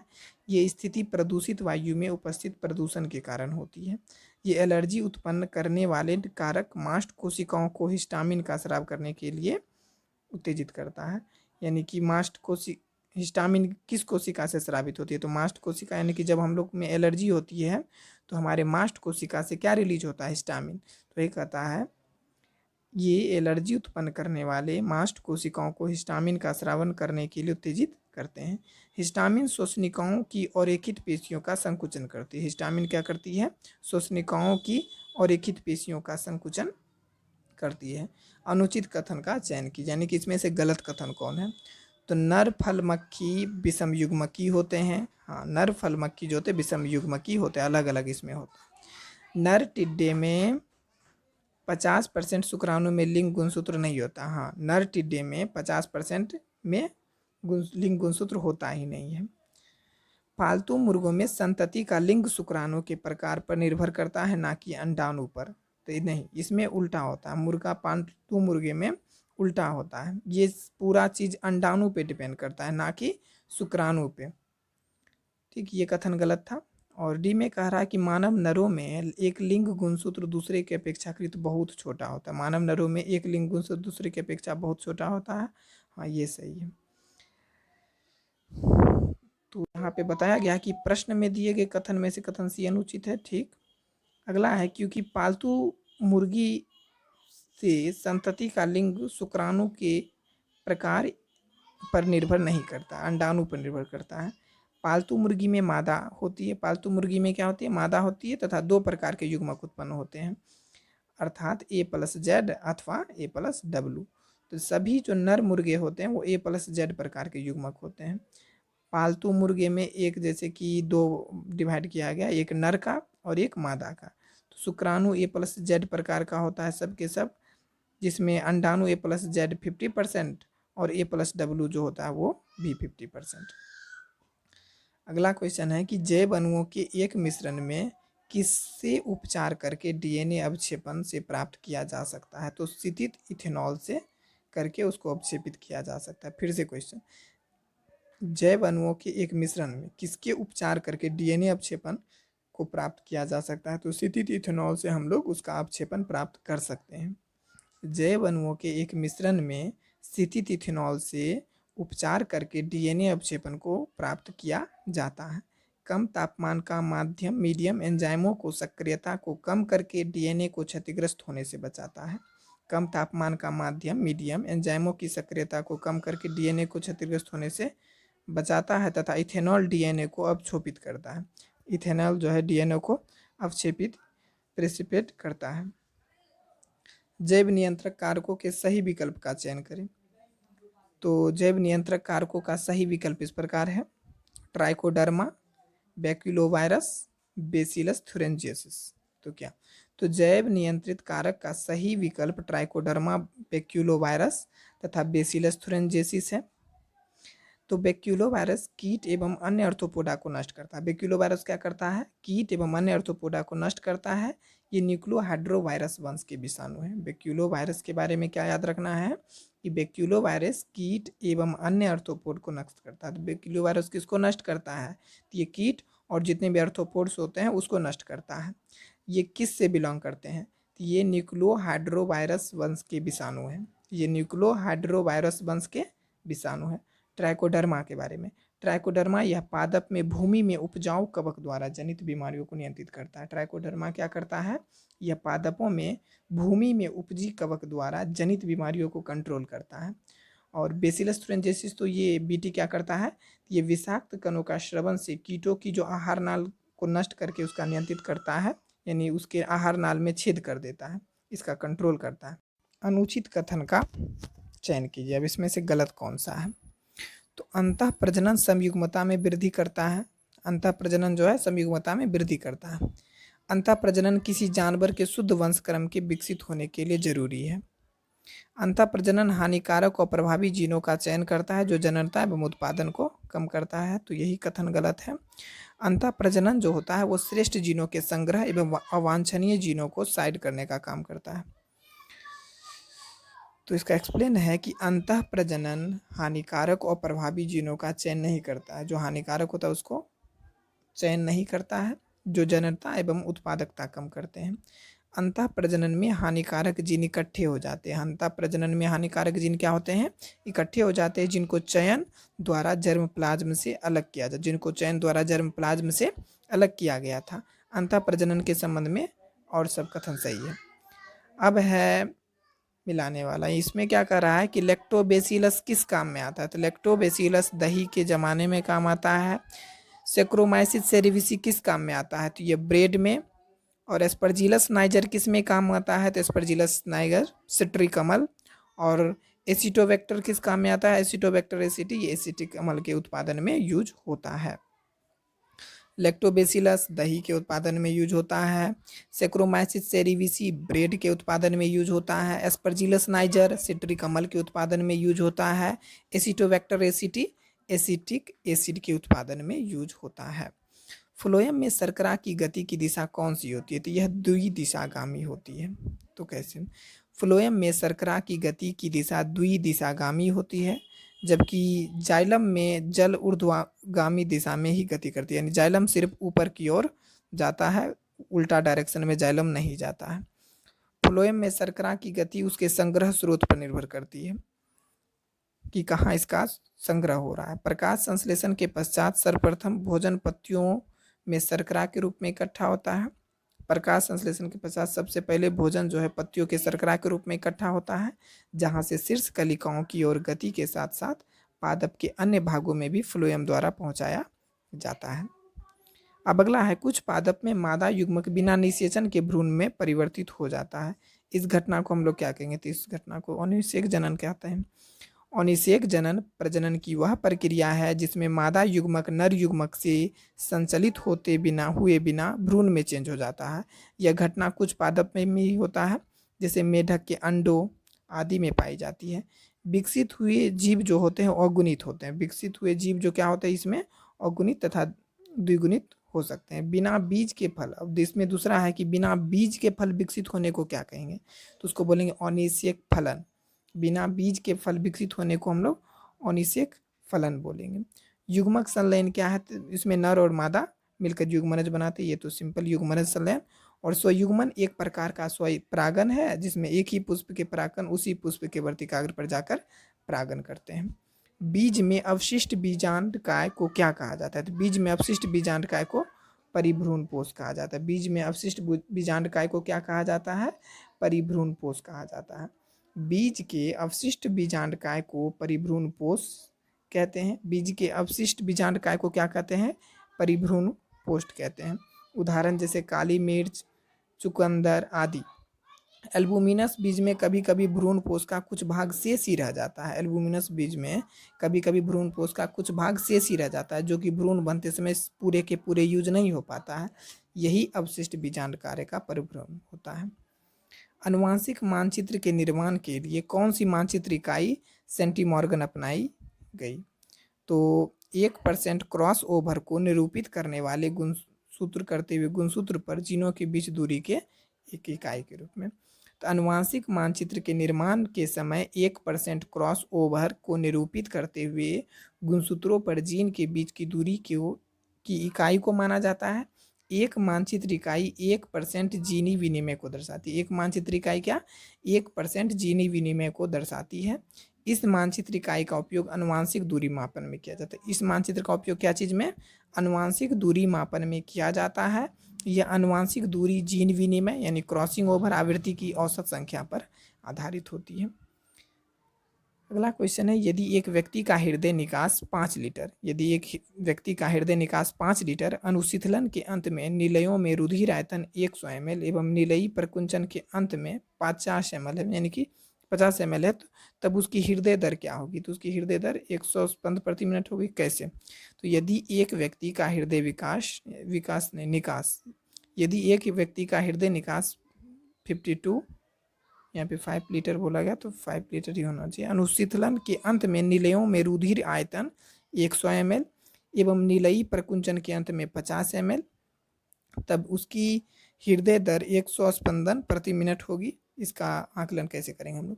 हृदय निर्गत कितना है? 5 लीटर। हम 5 लीटर को कैसे लिख सकते हैं? 5 लीटर को 5000 ml भी लिख सकते हैं। अनुशीतलन के अंत पर निलयों में रुधिर आयतन कितना कह रहा है क्वेश्चन? 100 ml और प्रकुंचन के अंत में कितना कह रहा है? 50 ml। तो स्ट्रोक आयतन क्या होगा? हृदय निर्गत में से लास्ट वाला जो आयतन है प्रकुंचन के अंत में उसको सब्ट्रैक्ट करेंगे तो 50 ml, अतः हम लोग बोलेंगे 5000 ml यानी कि 50 ml गुना हृदय दर जो कि बराबर 100 स्पंद प्रति मिनट के आसपास होगा। थियोबैसिलस जीवाणुओं का एक समूह है। थियोबैसिलस क्या है? जीवाणुओं का एक समूह है जो निम्नलिखित में से कौन सा कार्य करने में सहायता करता है? तो ये विनाइट्रीकरण। ये क्या करता है? विनाइट्रीकरण। थियोबैसिलस क्या करता है? विनाइट्रीकरण का कार्य करता है। थियोबैसिलस जीवाणुओं का वह समूह है जो नाइट्रोजन चक्र में विनाइट्रीकरण डीनाइट्रिफिकेशन करता है। थियोबैसिलस जीवाणुओं का वह समूह है जो नाइट्रोजन चक्र में उल्टा काम यानी कि विनाइट्रीकरण डीनाइट्रिफिकेशन का काम करता है, अर्थात नाइट्रोजन के ऑक्साइड से नाइट्रोजन को रिलीज करने का काम करता है। नाइट्रोजन स्थिरीकारक कुछ जीवाणु ही वायुमंडल को गैसीय नाइट्रोजन का उपयोग कर पाते हैं। इस क्रिया को नाइट्रोजन स्थिरीकरण करते हैं। इस क्रिया को हम लोग क्या करते हैं? नाइट्रोजन। और ये करता कौन कौन है? उदाहरण ये है नील हरित शैवाल करता है, राइजोबियम और साइनोबैक्टीरिया। अब रसायन पोषित स्थिरीकरण क्या है? तो वे जीवाणु जो रसायन से ऊर्जा प्राप्त करके अपना भोजन बनाते हैं। वे जीवाणु जो रसायन से अपना ऊर्जा प्राप्त करके भोजन बनाते हैं। उदाहरण सल्फर बैक्टीरिया, नाइट्रीफाइंग बैक्टीरिया। नाइट्रीकरण नाइट्रोजन चक्र में अमोनिया पहले नाइट्रोसोमोनास या नाइट्रोकोकस जीवाणु द्वारा नाइट्राइट में दी जाती है, फिर नाइट्राइट जो है नाइट्रोवेक्टर जीवाणु द्वारा फिर नाइट्रेट में बदल जाती है। यह अभिक्रिया नाइट्रीकरण कहलाती है। तो नाइट्रीकरण अभिक्रिया पूरा प्रोसेस याद रखना होगा कि नाइट्रीकरण में क्या होता है। तो नाइट्रोजन चक्र में अमोनिया पहले नाइट्रोसोमोनास या नाइट्रोकोकस जीवाणु द्वारा क्या चीज़ में बदलता है? तो पहले नाइट्राइट में बदलता है। किसकी मदद से बदलता है? तो नाइट्रोसोमोनास या बोले तो नाइट्रोकोकस की मदद से बदलता है। फिर वही नाइट्राइट क्या होता है? किस बैक्टीरिया की मदद से? तो नाइट्राइट जो है नाइट्रोबैक्टर जीवाणु द्वारा वो क्या चीज़ में अंत में चेंज होता है? अंत में नाइट्रेट में चेंज हो जाती है और ये पूरी प्रक्रिया को हम लोग नाइट्रीकरण कहते हैं। अगला क्वेश्चन है कि सांद्रित मूत्र के निर्माण के लिए निम्न में से कौन सा कारक उत्तरदायी है? तो ये वृक्कों के आंतरिक मध्यांशी इंटरस्टिशियम की तरफ अति ऑस्मोलेरिटी बनाए रखना। वृक्कों के जो आंतरिक मध्यांशी इंटरस्टिशियम होती है ना की तरफ अति ऑस्मोलेरिटी को बनाए रखना। सांद्रित मूत्र के निर्माण के लिए वृक्क के आंतरिक मध्यांशी इंटरस्टिशियम की तरफ अति ऑस्मोलेटरी बनाए रखना एक महत्वपूर्ण कारक है। जक्स्टा गुच्छीय कॉम्प्लेक्स क्या था? जक्स्टा गुच्छीय कॉम्प्लेक्स द्वारा इरिथ्रोपोइटिन का स्रवन लाल रुधिर कणिकाओं के निर्माण से संबंधित है। जक्स्टा गुच्छीय कॉम्प्लेक्स द्वारा इरिथ्रोपोइटिन का स्रवन ये लाल रुधिर कणिकाओं के निर्माण से संबंधित है। अब गुच्छीय निस्संदन के दौरान द्रव्य स्थैतिक दाब वृक्क में ग्लोमेरुलर के बने निस्संदन से संबंधित है और एंटी डायूरेटिक हार्मोन का उच्च स्तर सांद्रित मूत्र का निर्माण करती है। एंटी डायूरेटिक हार्मोन का उच्च स्तर क्या करती है? सांद्रित मूत्र के निर्माण करती है, ना कि निम्न स्तर का। अब है निम्न में से सूत्रकणिका से संबंधित कौन सा कथन अनुचित है? तो इसमें से कौन सा कथन है जो सूत्रकणिका यानी माइटोकॉन्ड्रिया के बारे में गलत कथन है? तो बाह्य झिल्ली कार्बोहाइड्रेट के एकलकों, वसाओं एवं प्रोटीन के लिए पारगम्य होती है। हाँ, उसका जो सूत्रकणिका का जो बाह्य झिल्ली होता है वो कार्बोहाइड्रेट के एकलक या वसा या प्रोटीन ये सब के लिए पारगम्य होती है, यानी आने जाने देता है इसका झिल्ली। दूसरी चीज, इलेक्ट्रॉन परिवहन के एंजाइम बाह्य झिल्ली में अंतःस्थापित होते हैं। इलेक्ट्रॉन परिवहन के जो एंजाइम होते हैं बाह्य झिल्ली में अंतःस्थापित होते हैं, तो ये कथन गलत है। अगला है कि आंतर झिल्ली अंतर्वलन के साथ संबलित होती है। इसका जो आंतर झिल्ली होता है वो अंतर्वलन के साथ संबलित होती है। सूत्रकणिकीय आधात्री में एक वृत्तीय डीएनए अणु एवं राइबोसोम होते हैं। सूत्रकणिकीय आधात्री में जो क्या होता है, एक वृत्तीय डीएनए अणु और एक राइबोसोम होते हैं। अब ये कथन क्यों गलत था? क्योंकि इलेक्ट्रॉन परिवहन के एंजाइम बाह्य झिल्ली में अंतःस्थापित नहीं होते हैं।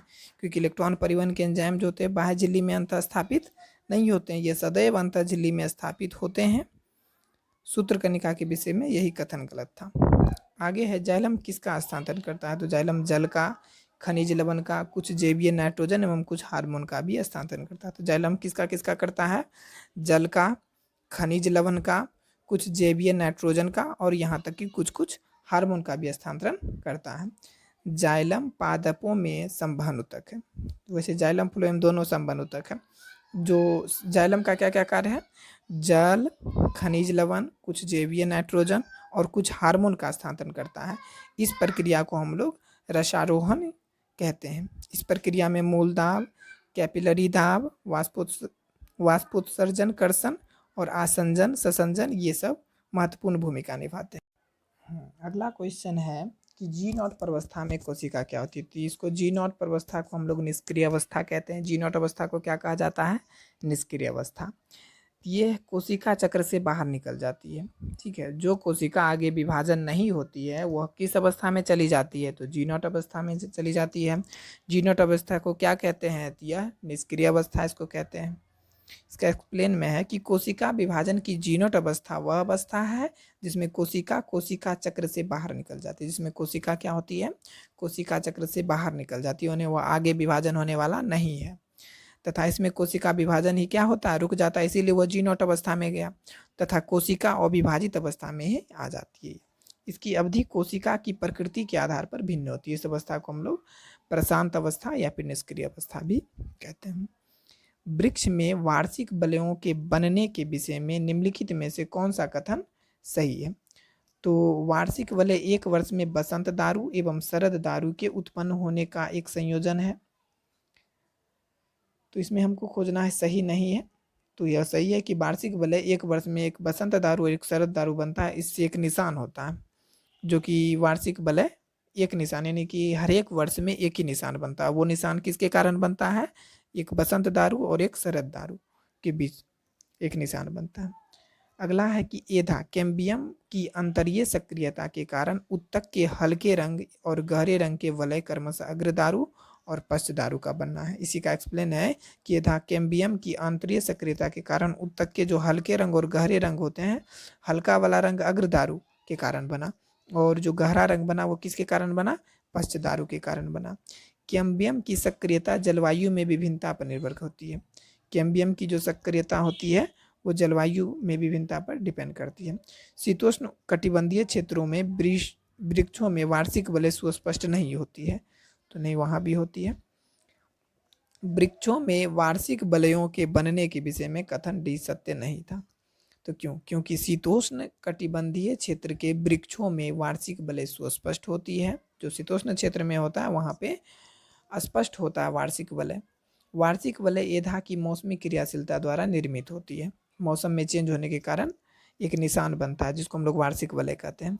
शीतोष्ण क्षेत्र के पादप में एधा वसंत ऋतु में अधिक सक्रिय और जो ठंडी दिन होता है यानी कि शरद ऋतु में बहुत कम सक्रिय होता है। इसी के कारण वार्षिक जो वलय सुस्पष्ट दिखाई पड़ता है। निम्नलिखित में से कौन सा पारिस्थितिकी पिरामिड नॉर्मली उल्टा ही होता है? तो एक समुद्र में जयभार का जो पिरामिड होता है वो उल्टा ही बनता है, बाकी ज़्यादातर का सीधा ही बनता है।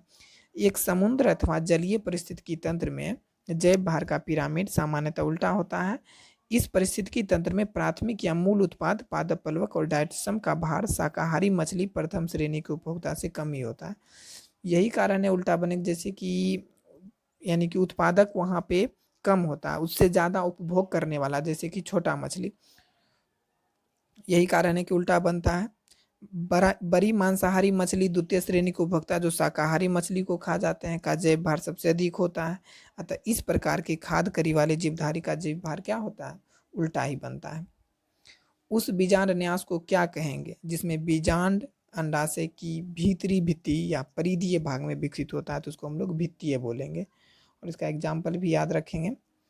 भित्तीय बीजांड न्यास में बीजांड अंडाशय की भीतरी भित्ति या भित्तीय भाग पर विकसित होते हैं। भित्तीय बीजांड न्यास में बीजांड जो होती है अंडाशय के भीतरी भित्ति या फिर भित्तीय भाग में उपस्थित होते हैं। इसका उदाहरण है सरसों और आर्जीमोन। और आधारीय बीजांड न्यास में क्या होता है? तो आधारीय बीजांड न्यास, इसमें बीजांड पुष्पासन के आधार पर लगा होता है। इसमें बीजांड कहाँ होता है? पुष्पासन के आधार पर लगा होता है। तो ऐसा किसमें होता है आधारीय बीजांड न्यास? तो सूरजमुखी और गेंदा में आधारीय बीजांड न्यास होता है। स्तंभीय बीजांड न्यास किसमें होता है? स्तंभीय बीजांड न्यास, इसमें बीजांड अंडाशय की मुख्य केंद्रीय अक्ष पर उत्पन्न होती है। इसमें बीजांड जो होती है अंडाशय की मुख्य केंद्रीय अक्ष पर उत्पन्न होते हैं। उदाहरण गुड़हल, टमाटर, लिली ये स्तंभीय। और मुक्त स्तंभीय बीजांड न्यास का यह बहुअंडपी, युक्तांडपी तथा एक कोष्ठकीय अंडाशय में पाया जाता है। मुख्य अक्ष पर बीजांड लगे होते, मुख्य अक्ष पर बीजांड लगे होते तथा यहाँ कोष्ठक नहीं पाए जाते। उदाहरण इसका है स्टिलेरिया।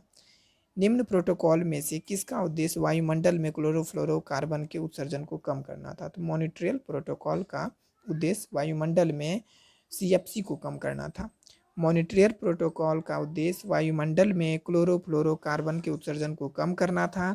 यह सम्मेलन 1987 में कहाँ हुआ था? कनाडा में हुआ था, जिसमें विश्व के विभिन्न देशों ने समताप मंडल में ओजोन उत्सर्जन को कम करने के लिए एक अंतर्राष्ट्रीय संधि पत्र पर हस्ताक्षर किए थे। निम्न में से किस गर्भ निरोधक तरीकों में महत्वपूर्ण भूमिका निभाता है? स्तनपान अनावर्त एक, दूसरा गोलियां और आपातकालीन गर्भ निरोधक, ये तीन। तो वही निम्न में से किस गर्भ निरोधक तरीकों में हार्मोन भूमिका निभाता है? तो स्तनपान अनावर्त एक, दूसरा गोलियां और तीसरा आपातकालीन गर्भ निरोधक, ये तीनों हार्मोन द्वारा कंट्रोल होता है। स्तनपान अनावर्त गोलियां एवं आपातकालीन गर्भ निरोधक में हार्मोन एक महत्वपूर्ण भूमिका निभाते हैं जो निम्न प्रकार है।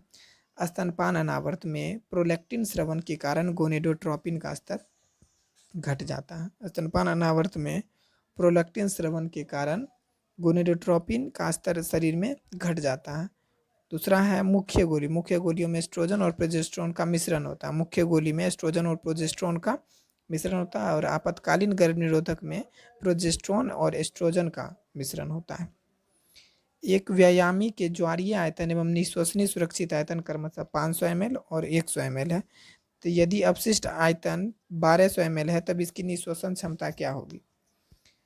एक व्यायामी ज्वारीय आयतन एवं निश्वसनीय सुरक्षित आयतन क्रमशः 500 ml और 1000 ml है। इसका अपशिष्ट आयतन भी दिया है तो इसकी निश्वसन क्षमता निकालना है। तो निश्वसन क्षमता क्या होता है? ज्वारीय आयतन प्लस में निश्वसनीय सुरक्षित आयतन। तो ज्वारीय आयतन क्वेश्चन में 500 दिया है और निश्वसनीय सुरक्षित आयतन 1000 दिया है, तो टोटल 1500 ml हो गया। सहायक कोशिका में स्खलित हुए नर युग्मकों का परिणाम क्या होता है? तो एक अंड के साथ संगलित होकर और दूसरा केंद्रीय कोशिका के केंद्रक से संगलित हो जाता है। यानी कि सहायक कोशिका में स्खलित हुए नर युग्मकों का परिणाम क्या होता है? एक जो होता है वो अंड के साथ तो संगलित हो जाता है, निषेचित हो जाता है, एक अंड के साथ तो निषेचित संगलित हो जाता है। दूसरा वाला जो होता है वो केंद्रीय कोशिका के केंद्रकों से संगलित होता है, केंद्रीय कोशिका का केंद्रक से ही संगलित हो जाती है। सहायक कोशिका में स्खलित हुए नर युग्मकों में से एक अंड कोशिका के साथ संगलित होता है तथा दूसरा जो है वो केंद्रीय कोशिका के केंद्र कोश से संगलित होता है। तो इस पूरी प्रक्रिया को हम लोग द्विनिषेचन कहेंगे और यही द्विबीजपत्री का मुख्य गुण है। द्विबीजपत्री का द्विनिषेचन। अंड n प्लस फर्स्ट नर युग्मक, तो युग्मनज 2n बना, फिर द्वितीय केंद्रक 2n और साथ में सेकेंड नर युग्मक दोनों मिला तो प्राथमिक भ्रूणपोष केंद्रक। और यही याद रखना है कि प्राथमिक भ्रूणकोश जो होता है वो त्रिगुणित होता है। प्राथमिक भ्रूणकोश जो होता है वो त्रिगुणित होता है। अगला क्वेश्चन है, पादप में पुष्पन को प्रेरित करने के लिए आवश्यक प्रकाश काल को बोध का स्थान कौन सा है? तो वो है पत्तियां। पादप में पुष्पन को प्रेरित करने के लिए आवश्यक प्रकाश काल को बोध कराने का स्थान पत्तियां होती है। पत्तियां प्रकाश उद्दीपन को ग्रहण करके पुष्पन हार्मोन फ्लोरिजन का निर्माण करती है जो पुष्पन को प्रेरित करते हैं। क्वेश्चन, पुष्पन को प्रेरित करने वाला हार्मोन कौन है? तो वो है फ्लोरिजन। पुष्पन को प्रेरित करने वाला हार्मोन कौन है? तो वो है फ्लोरिजन। आम का कैरोलस लिनियस द्वारा सर्वप्रथम व्यक्त किया गया सही वैज्ञानिक नाम कौन सा है? तो पहला में गलती है मेंजिफेरा इंडिका, यहाँ पे CAR सिर्फ दिखा, इसके कारण गलती हुआ। दूसरा में है कि हाँ लैटिन में थोड़ा टेढ़ा लिखा हुआ है और लीन भी लिखा गया है। और मेंजिफेरा इंडिका तीसरा C में भी गलती है और D में भी गलती है। D में यहाँ पे I ही कैपिटल दिया गया है, इंडिका में D में I कैपिटल है जिस कारण ये गलती है। अगला क्वेश्चन है, इसका व्याख्या किया गया है मेंजिफेरा इंडिका लीन आम का वैज्ञानिक नाम है जिसका कैरोलस लिनियस द्वारा सर्वप्रथम व्यक्त किया गया था। सबसे पहले किसके द्वारा व्यक्त किया गया था? Carolus Linnaeus. ठीक है, इसी को वर्गीकरण का पिता भी कहा जाता है। इसमें मेंजिफेरा जीनस पहला वाला जीनस होता है, दूसरा वाला वंश का नाम होता है इंडिका। स्पीसीज अर्थात जाति का नाम है। इनको इटैलिक्स में लिखा जाता है। वैज्ञानिक नाम को किस भाषा में लिखा जाता है? इसको इटैलिक्स में लिखा जाता है।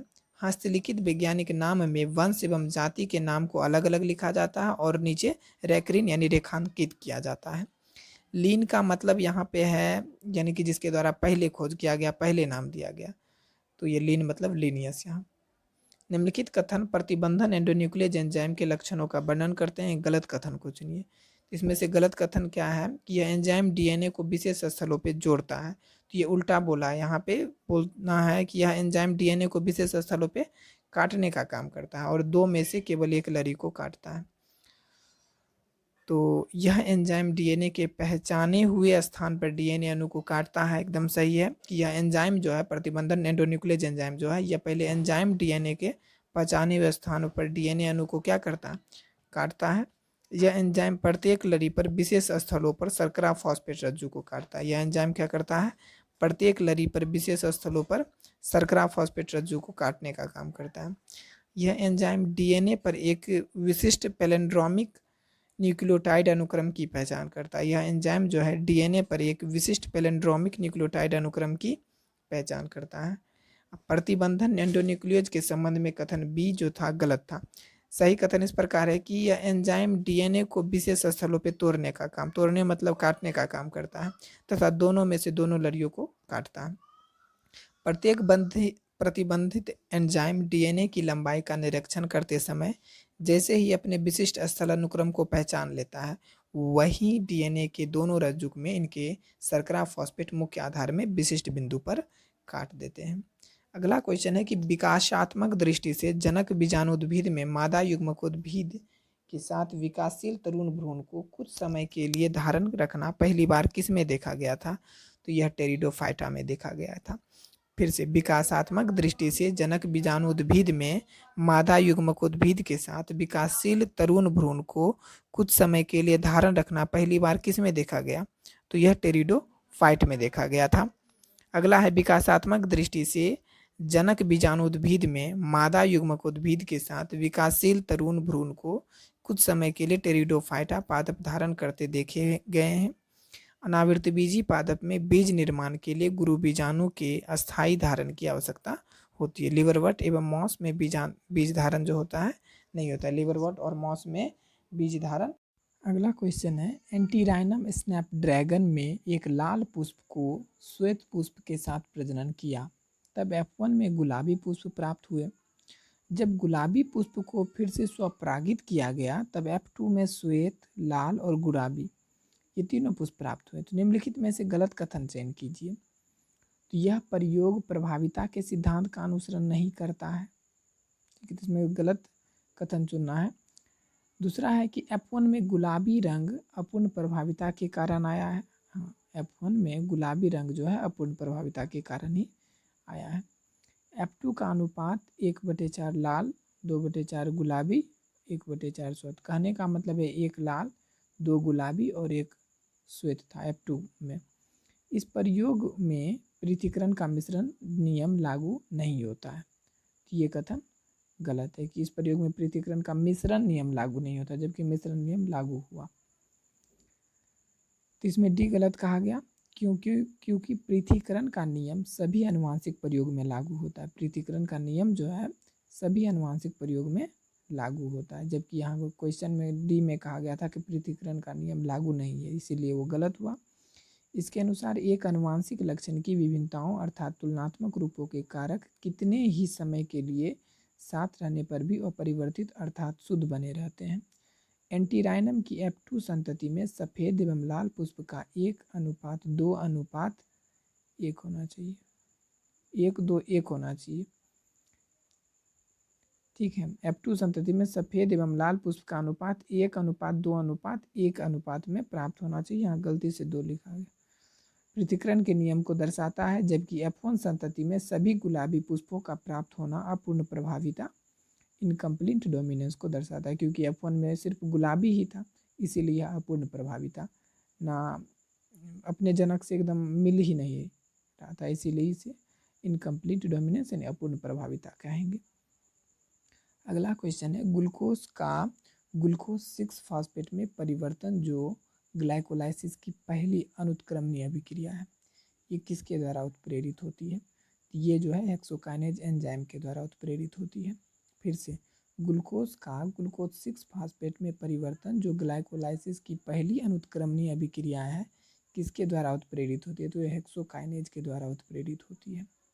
तो ग्लूकोज 6 फॉस्फेट में परिवर्तन जो ग्लाइकोलाइसिस की पहली अनुत्क्रमणीय अभिक्रिया है, हेक्सोकाइनेज एंजाइम द्वारा उत्प्रेरित होती है। किसके द्वारा उत्प्रेरित होती है? हेक्सोकाइनेज एंजाइम द्वारा उत्प्रेरित होती है। यह ग्लाइकोलाइसिस अभिक्रिया जो कि कोशिका द्रव्य में संपन्न होती है। क्वेश्चन, ग्लाइकोलाइसिस अभिक्रिया कहाँ संपन्न होती है? तो ग्लाइकोलाइसिस अभिक्रिया कोशिका द्रव्य में संपन्न होती है। इसका प्रथम चरण था एल्डोलेज। ये क्या है एल्डोलेज? एल्डोलेज यह एंजाइम फ्रक्टोज 1,6 बाईफॉस्फेट को ट्राइओज फॉस्फेट एवं ग्लिसरैल्डिहाइड 3 फॉस्फेट, जिसको हम लोग शॉर्ट में G3P में टूटने की क्रिया को प्रेरित करता है। एल्डोलेज का क्या काम है? तो यह एंजाइम फ्रक्टोज 1,6 बाईफॉस्फेट को ट्राइओज फॉस्फेट एवं ग्लिसरैल्डिहाइड 3 फॉस्फेट G3P में टूटने की क्रिया को प्रेरित करते हैं। एल्डोलेज। इनोलेज क्या करता है? इनोलेज यह एंजाइम 2-फॉस्फोग्लाइकोसिलेट 2PG को फॉस्फोइनोइल पायरुवेट में परिवर्तित होने की अभिक्रिया को प्रेरित करता है। फास्फोफ्रक्टोकाइनेज क्या करता है? फास्फोफ्रक्टोकाइनेज यह एंजाइम फ्रक्टोज 6 फॉस्फेट को फ्रक्टोज 1,6 डाईफॉस्फेट में परिवर्तित होने की अभिक्रिया को उत्प्रेरित करता है। ये क्वेश्चन एक बार और, ग्लूकोज 6 फॉस्फेट में परिवर्तन जो ग्लाइकोलाइसिस की पहली अनुत्क्रमणीय अभिक्रिया है, यह किसके द्वारा उत्प्रेरित होती है? यह हेक्सोकाइनेज के द्वारा उत्प्रेरित होती है। ग्लूकोज 6 फॉस्फेट में परिवर्तन जो ग्लाइकोलाइसिस की पहली अनुत्क्रमणीय अभिक्रिया है, हेक्सोकाइनेज एंजाइम द्वारा उत्प्रेरित होती है। यह ग्लाइकोलाइसिस अभिक्रिया जो कि कोशिका द्रव्य में संपन्न होती है, इसका प्रथम चरण है। इसके बारे में एक चीज़ हमको यह याद रखना है कि ग्लाइकोलाइसिस की प्रक्रिया कहाँ संपन्न होती है? तो ग्लाइकोलाइसिस की प्रक्रिया कोशिका द्रव्य में संपन्न होती है। एल्डोलेज के बारे में याद रखना है कि यह एंजाइम फ्रक्टोज 1,6 बाईफॉस्फेट को क्या चीज़ में चेंज कर देता है? ट्राइओज फॉस्फेट और ग्लिसरैल्डिहाइड 3 फॉस्फेट में चेंज कर देता है।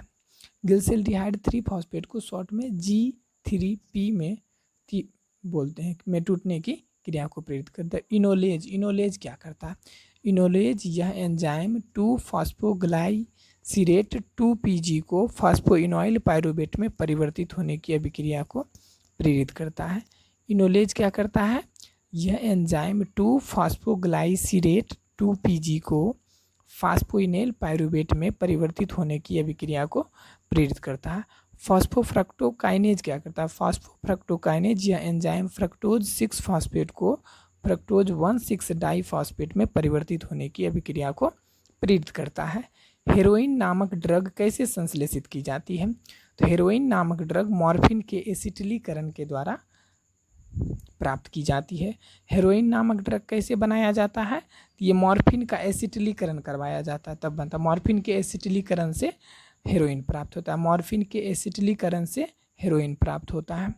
हेरोइन नामक ड्रग मॉर्फिन के एसिटाइलीकरण से संश्लेषित की जाती है। ये रासायनिक रूप से डाई एसिटाइल मॉर्फिन होते हैं। ये रासायनिक रूप से क्या होते हैं? डाई एसिटाइल मॉर्फिन होते हैं, जिसका संश्लेषण मॉर्फिन के एसिटाइलेशन से होता है। जिसका संश्लेषण क्या होता है? मॉर्फिन के एसिटाइलेशन से होता है। मॉर्फिन औषधि पेपेवर सेमनीफेरम नामक पादप के लैक्टेज से प्राप्त होता है। मॉर्फिन औषधि किससे? पेपेवर सेमनीफेरम। पौधा का नाम क्या है? पेपेवर सेमनीफेरम नामक पादप के लैक्टेज से प्राप्त होता है। इसे लोग शॉर्ट में स्मैक भी कहते हैं। हार्मोन मोचन अंतःगर्भाशय युक्ति का चयन करें। हार्मोन मोचन अंतःगर्भाशय युक्ति प्रोजेस्टार्स LNG-20 है। हार्मोन मोचक अंतःगर्भाशय युक्ति कौन है? प्रोजेस्टार्स LNG-20। हार्मोन मोचक अंतःगर्भाशय युक्ति में से प्रोजेस्टार्स LNG-20 दो विधि ऐसी आयुधि है जो गर्भाशय को आरोपण के लिए अनुप्रयुक्त या अनुकूल बनाता है। यही विधियां गर्भाशय की ग्रीवा को शुक्राणु के लिए प्रतिकूल बनाती है। एक जीन लोकस पर 2 अलील कैपिटल ए स्मॉल ए है। यदि प्रभावी एलील कैपिटल ए की बारंबारता 0.4 है, तब समष्टि में समयुग्मजी प्रभावी, विषमयुग्मजी एवं समयुग्मजी और प्रभावी व्यक्तियों की बारंबारता क्या होगी? तो विषमयुग्मजी एवं समयुग्मजी और प्रभावी व्यक्तियों की बारंबारता को हम निम्न प्रकार लिखते हैं कि P² + 2PQ + Q² बराबर 1 मान के चलते हैं। तो प्रभावी एलील की आवृत्ति क्वेश्चन में कितना दिया हुआ है? P, तो 0.4 दिया है। तो अपने आप दूसरा हमको पता चला गया कि अप्रभावी जरूर एक में से, यानी कि 0.4 घटा दिए तो कितना हो जाएगा? 0.6 दूसरा पता है। तो समयुग्मजी प्रभावी व्यक्तियों की आवृत्ति AA, तो P² 2PQ Q² हम पूरा निकाल लेंगे। जैसे यहाँ पे P² पहले निकाला गया, यानी कि 0.4 का स्क्वायर किया गया तो 0.16 आया। फिर विषमयुग्मजी व्यष्टियों की आवृत्ति निकाला गया जो बीच में है, 2PQ करके निकाला गया। फिर समयुग्मजी और प्रभावी व्यष्टियों की आवृत्ति निकाला गया Q², तो तीनों पता चल गया। तो इसमें याद क्या रखें? इसमें समयुग्मजी जो होता है, जैसे P² है, वो समयुग्मजी को सूचित कर रहा है। बीच में जो 2PQ है, ये क्या चीज़ को? ये विषमयुग्मजी व्यष्टियों को सूचित कर रहा है। Q² क्या चीज़ को सूचित कर रहा है? Q² समयुग्मजी, यानी समयुग्मजी और प्रभावी व्यक्तियों को। फिर से P² क्या चीज़ को दर्शा रहा है? P² समयुग्मजी प्रभावी को दर्शा रहा है। बीच में जो 2PQ है, ये क्या चीज़ को दर्शा रहा है? ये विषमयुग्मजी व्यक्तियों की आवृत्ति को दर्शा रहा है। Q² जो लास्ट में है, ये क्या चीज़ को दर्शा रहा है? तो ये समयुग्मजी अप्रभावी, समयुग्मजी अप्रभावी को दर्शा रहा है।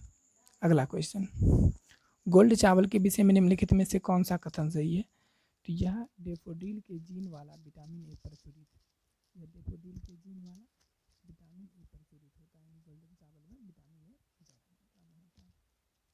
इसके बारे में है कि गोल्डन चावल यह बेसिलस थुरेंजेसिस के जीन वाला प्रतिरोधी नहीं है। गोल्डन चावल के बारे में बोला कि बेसिलस थुरेंजेसिस के जीन वाला प्रतिरोधी नहीं है। इसको एग्रोबैक्टीरियम वेक्टर का उपयोग करके विकसित नहीं किया गया है, तो यह शुष्कता सहनशील नहीं है। चावल की एक आध किस्म से जीन विशेष निवेश के कारण इसके दाने पीले नहीं है। विटामिन ए की उपस्थिति से इसके दाने पीले हैं। इसका दाना पीला किसके कारण है? तो वही कहता है, चावल की एक आध किस्म से जीन निवेश के कारण इसके दाने पीले नहीं है।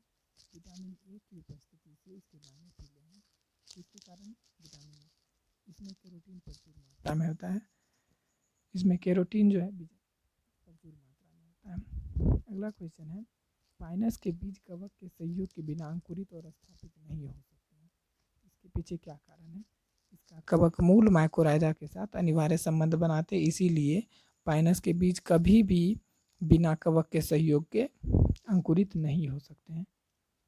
अगला क्वेश्चन है कि डीएनए पुनर्योज तकनीक में, इसी का एक्सप्लेन है ऊपर का, कि डीएनए पुनर्योजन तकनीक में जीवाणु मानव इंसुलिन उत्पन्न करने में सक्षम होते हैं। डीएनए पुनर्योजन तकनीक में जीवाणु मानव इंसुलिन उत्पन्न करने में सक्षम होते हैं। इसके लिए ई कोलाई उपयोग किया जाता है। इसके लिए क्या? ई कोलाई उपयोग किया गया है। यह इसलिए है क्योंकि आनुवांशिक कोड लगभग सब में एक जैसा या सार्वत्रिक सार्वभौमिक होता है। निम्न में से कौन सा यौन संचारित रोग पूर्णतः साध्य नहीं है? तो जननिक परिसर्प जो है पूर्णतः साध्य नहीं है, यानी कि पूरे रूप से यह ठीक नहीं हो सकता है। सुजाक, लैंगिक मत्स्य, क्लेमिडियता ये सब ठीक हो जाएगा, लेकिन जननिक परिसर्प ठीक नहीं होता है। जननिक परिसर्प जिसको हम लोग हर्पिस बोलते हैं, जननिक परिसर्प को क्या बोलता है? हर्पिस। ये यौन संचारित रोग पूर्णतः साध्य नहीं, ये पूरे रूप से ठीक नहीं हो सकता है। यह टाइप 2 हर्पिस विषाणु के कारण होता है। यह किसके कारण होता है? यह टाइप 2 विषाणु हर्पिस विषाणु के कारण होता है। यह उपचार के योग्य नहीं है तथा यकृत शोथ बी, जिसको हम लोग हेपेटाइटिस बी बोलते हैं, एक और है HIV, ये सब कभी ठीक नहीं होता है, जो उपचार के योग्य ही नहीं है। सुजाक, लैंगिक मत्स्य, क्लेमिडियता ये STD है, लेकिन ये सब ठीक हो जाता है। निम्न जीवों का उनकी विशिष्टताओं के साथ मिलान करें। यहाँ पे जैसे पायला में क्या?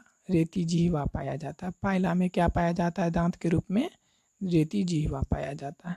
बॉम्बिक्स में तो मेलपिगीय नलिकाएं। बॉम्बिक्स में क्या पाया जाता है? मेलपिगीय उत्सर्जन अंग के रूप में मेलपिगियन नलिका पाई। बॉम्बिक्स में उत्सर्जन अंग के रूप में मेलपिगियन नलिकाएं पाई जाती हैं। प्लूरोब्रेकिया कंकत। प्लूरोब्रेकिया में क्या होता है? कंकत पट्टिकाएं। प्लूरोब्रेकिया में क्या होता है? कंकत पट्टिकाएं। और टीनिया में क्या होता है? ज्वाला कोशिकाएं। टीनिया में क्या होता है? ज्वाला कोशिकाएं। अगला है व्यक्त अनुक्रम घुंडी EST का क्या मतलब है? ये RNA के रूप में जीनों का अभिव्यक्त होना है। RNA के रूप में जीनों का अभिव्यक्त होना। व्यक्त अनुक्रम घुंडी EST का क्या मतलब है? RNA के रूप में जीनों का अभिव्यक्त होना। व्यक्त अनुक्रम घुंडी का तात्पर्य RNA के रूप में जीनों का अभिव्यक्त होना है। सभी व्यक्त अनुक्रम घुंडी EST DNA अनुक्रम होते हैं, जो प्रोटीन संश्लेषण के समय mRNA के रूप में अभिव्यक्त हो जाते हैं। इनका सही उपयोग मानव जीनोम परियोजना में जीनों को पहचानने के लिए किया गया है। निम्नलिखित में से कौन सा कथन गलत है? तो यहाँ पे गलत ये कह रहा है कि ईस्ट को लंबे धागेनुमा कवक तंतु वाली तंतुमय काय होती है, तो ये गलत है, उसका जाल की तरह होता है। तो जो सही है उसे याद रखेंगे। मॉरल और ट्रफल खाने योग्य होते हैं, सही बात है, मॉरल और ट्रफल जो है खाने योग्य होते हैं।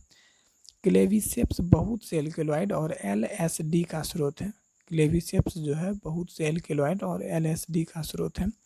कोनिडिया बहिर्जात रूप से उत्पन्न होते हैं और एस्को बीजाणु अंतर्जातीय रूप में उत्पन्न होते हैं। कोनिडिया जो है बहिर्जात रूप में उत्पन्न होते हैं और एस्को बीजाणु अंतर्जातीय रूप में उत्पन्न होते हैं। तो इसका एक्सप्लेन है कि सही सभी विकल्प में से डी के बारे में, डी विकल्प कथन ईस्ट के विषय में गलत है। सही कथन इस प्रकार है कि ईस्ट के लंबे धागेनुमा कवक तंतु वाली तंतुमय काय नहीं होती है। यह एक कोशिकीय यूकेरियोटिक जीव है, परंतु मुकुलन विधि से अलैंगिक जनन करते समय कई कोशिकाएं एक साथ जुड़ी रह जाती है, जो इसे तंतुमय काय का रूप प्रदान करती है। अगला क्वेश्चन है, स्तंभ 1 को स्तंभ 2 से मिलाइए। मृतजीवी। मृतजीवी के बारे में एक्सप्लेन है। मृतजीवी जो है मृत जैव पदार्थ का अपघटन करता है। मृतजीवी क्या करता है? मृत जैव पदार्थ का अपघटन करता है। परजीवी क्या करता है? जो दूसरे पे जीवित रहता है, यानी जीवित पादपों अथवा जंतुओं पर रहने वाला परजीवी हुआ। लाइकेन क्या है? शैवाल और कवल के बीच सहजीवी संबंध। ठीक है, शैवाल और कवक के बीच सहजीवी संबंध का उदाहरण कौन है? तो लाइकेन। कवक मूल माइकोराइजा, तो पादप जड़ों के साथ कवकों का सहजीवी संबंध को हम लोग कवक मूल माइकोराइजा कहते हैं। ठीक है, अब इसके आगे देखते हैं, निम्न में से कौन सा ग्लूकोज परिवाहक इंसुलिन निर्भर है? तो GLUT4, GLUT4। फिर से, निम्न में से कौन सा ग्लूकोज परिवाहक इंसुलिन निर्भर है? तो GLUT4 जो है ग्लूकोज परिवाहक इंसुलिन निर्भर है। प्रश्न में दिए गए विकल्प में से GLUT4 इंसुलिन पर निर्भर करता है। GLUT4 किस पे निर्भर करता है? यह इंसुलिन पर निर्भर करता है। यह ग्लूकोज का परिवाहक बनकर पेशियों एवं वसा कोशिकाओं में अधिकतम ग्लूकोज के परिवर्तन के लिए जिम्मेदार होता है। GLUT1 जो है सभी ऊतकों में पाया जाता है। GLUT1 जो है सभी ऊतकों में पाया जाता है तथा इंसुलिन पर निर्भर नहीं होता। यह इंसुलिन पर निर्भर नहीं होता। निम्न में से कौन सी प्रतिरक्षा अनुक्रिया वृक्क निरोध को नकारे जाने के लिए उत्तरदायी है? कोशिका माध्यित प्रतिरक्षा अनुक्रिया।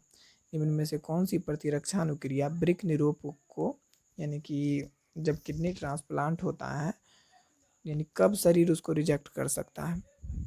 तो वह कोशिका माध्यित प्रतिरक्षा अनुक्रिया के कारण हो सकता है शरीर न्यू वृक्क को रिजेक्ट कर दे। कोशिका माध्यित प्रतिरक्षा अनुक्रिया, तो कोशिका माध्यित प्रतिरक्षा अनुक्रिया वृक्क निरूपण को नकारे जाने के लिए उत्तरदायी होती है।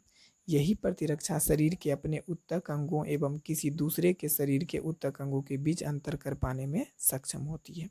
यही वृक्क निरूपण के समय इस प्रतिक्रिया को दबाने के लिए औषधि उपयोग में लाया जाता है, बाहर से औषधि दिया जाता है। अब हीमोडायलिसिस, जिसको हम लोग रुधिर अपोहन बोलते हैं, के दौरान कृत्रिम वृक्क के उपयोग के परिणाम स्वरूप क्या होता है? इसमें कथन में कह रहा है 1 और 4 उचित है। तो देखते हैं, नाइट्रोजनी अपशिष्ट शरीर में इकट्ठे हो जाते हैं।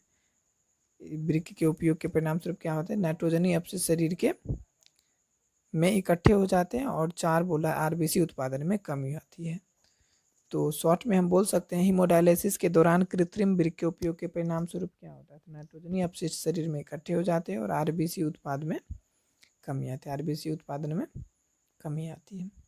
तब इसका एक्सप्लेन है कि हीमोडायलिसिस के दौरान कृत्रिम वृक्क के उपयोग के विषय में कथन सी और डी उचित है। इस विधि के, ठीक है, यहाँ पे 3, 4, 1, 4 सी और डी 3 हम लोग नहीं पढ़े। जठर आंतरी पथ से कैल्शियम आयनों के अवशोषण में कमी होती है। तो इसके एक्सप्लेन में सब क्लियर होगा। इस विधि के द्वारा रुधिर के शुद्धिकरण के परिणाम स्वरूप जठर आंतरीय पथ से कैल्शियम आयन के अवशोषण में कमी आती है। यानी इस विधि के द्वारा हमारे ब्लड से शुद्धिकरण के परिणाम स्वरूप जठर आंतरीय पथ से कैल्शियम आयनों के अवशोषण में कमी आती है तथा आरबीसी उत्पादन में भी कमी आती है, क्योंकि कृत्रिम वृक्क द्वारा शरीर से नाइट्रोजनी अपशिष्ट अलग किए जाते हैं। क्योंकि कृत्रिम वृक्क द्वारा क्या होता है? शरीर से नाइट्रोजनी अपशिष्ट अलग किए जाते हैं जो रुधिर शरीर में इकट्ठा नहीं होते हैं। अतिरिक्त पोटेशियम आयन का निष्कासन करने में इस विधि की कोई आवश्यकता नहीं होती है। अब अगला क्वेश्चन है, निम्न में से कौन सा कथन सत्य है? तो यहाँ पे लास्ट कथन कह रहा है कि कॉर्निया में कोलेजन का सघन आधात्री होता है। कॉर्निया में कोलेजन का सघन आधात्री होता है और यह नेत्र का सर्वाधिक संवेदनशील भाग है। कॉर्निया में कोलेजन का सघन आधात्री होता है और यह नेत्र का सर्वाधिक संवेदनशील भाग है। कॉर्निया के संबंध में कथन इस प्रकार है कि देखिए, कॉर्निया में कोलेजन का सघन आधात्री नहीं होता है। कॉर्निया में कोलेजन का सघन आधात्री नहीं होता है। यह नेत्र का सबसे बाहरी उभरा हुआ भाग होता है। यह नेत्र का सबसे बाहरी उभरा हुआ भाग होता है। इसमें बी में बोल रहा है, कॉर्निया में केवल इलास्टिक का सघन संयोजी ऊतक नहीं होता है, इसमें कोलेजन संयोजी ऊतक भी होता है।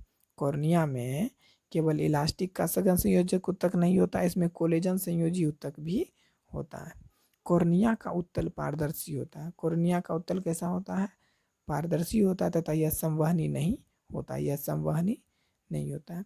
जीनों के बीच दूरी के मापन के रूप में एक ही गुणसूत्र पर जीन युग्मों के बीच पुनर्योजन की आवृत्ति की व्याख्या किसके द्वारा की गई थी? तो अल्फ्रेड स्टर्टवेंट के द्वारा की गई थी।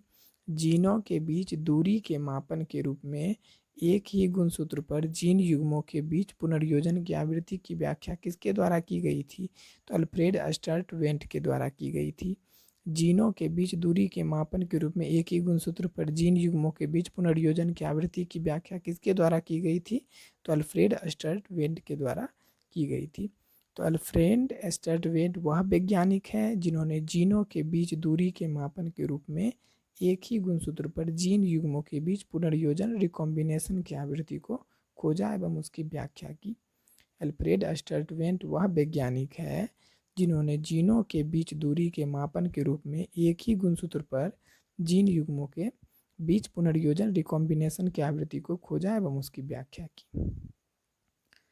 अगला क्वेश्चन है कि लैकोपेरेन के निम्न जीनों के उत्पादों के साथ मिलान कीजिए। तो आई जीन का क्या काम है? आई जीन दमनकारी के रूप में, इनहिबिटर के रूप में काम करता है, यानी दमनकारी के रूप में काम करता है।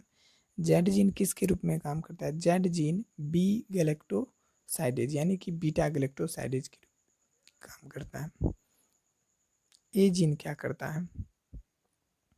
तो ए जीन ट्रांस एसिटाइलेज का काम करता है। ए जीन क्या करता है? ट्रांस एसिटाइलेज का काम करता है। वाई जीन का क्या काम है?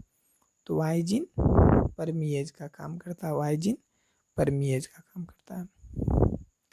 फिर से आई जीन का क्या कार्य है? आई जीन दमनकारी के रूप में कार्य करता है। जेड जीन किस रूप में काम करता है? तो जेड जीन बीटा गैलेक्टोसाइडेज के रूप में काम करता है। ए जीन किस रूप में कार्य करता है? तो ए जीन ट्रांस एसिटाइलेज के रूप में काम करता है और वाई जीन परमीएज के रूप में काम करता है। अनानास के पौधे को पुष्प उत्पन्न करने में लंबा समय लगता है। अनानास के उत्पादन को बढ़ाने के लिए इसमें वर्ष भर कृत्रिम रूप से पुष्पन प्रेरित करने के लिए कौन सा हार्मोन डालना चाहिए? तो ऑक्जिन और एथिलीन डालना चाहिए। फिर से अनानास के पौधों को पुष्प उत्पन्न करने में लंबा समय लगता है। अनानास के उत्पादन को बढ़ाने के लिए इसमें वर्ष भर कृत्रिम रूप से पुष्पन प्रेरित करने के लिए कौन सा हार्मोन हमें डालना चाहिए? तो ऑक्जिन और एथिलीन डालना चाहिए। कौन सा? ऑक्जिन और एथिलीन। अनानास के पौधे को पुष्प उत्पन्न करने में लंबा समय लगता है। इसके उत्पादन को बढ़ाने के लिए इसमें वर्ष भर में कृत्रिम रूप से पुष्पन प्रेरित करने के लिए क्या देना चाहिए? ऑक्जिन, यहाँ पे गलती से ऑक्सीजन है, ऑक्जिन और एथिलीन हार्मोन डालना चाहिए। जिब्रेलिन बीजों एवं सुप्त कलिकाओं की सुप्तावस्था को तोड़ता है। जिब्रेलिन का भी कार्य याद रखेंगे। जिब्रेलिन का क्या? जिब्रेलिन जो है बीजों एवं सुप्त कलिकाओं की सुप्तावस्था को तोड़ता है। जिब्रेलिन क्या करता है? बीजों एवं सुप्त कलिकाओं की सुप्तावस्था को तोड़ने का काम करता है। साइटोकाइनिन के बारे में क्या याद रखेंगे? साइटोकाइनिन कोशिका विभाजन को प्रेरित करके पादप में वृद्धि करता है। साइटोकाइनिन क्या करता है? कोशिका विभाजन को प्रेरित करके पादपों में वृद्धि करता है। अब एफसीसी कमल क्या करता है? एफसीसी कमल जल तनाव ग्रस्त स्थिति में रंध्रों को बंद करके वाष्पोत्सर्जन को कम करता है। एफसीसी कमल क्या करता है? जल तनाव ग्रस्त स्थितियों में रंध्रों को बंद करके वाष्पोत्सर्जन को कम करता है। कोशिका को पहचानिए जिनके स्राव जठर आंतपथ के स्तर को कई प्रकार के एंजाइमों से सुरक्षित करते हैं। तो वह है गॉबलेट कोशिकाएं।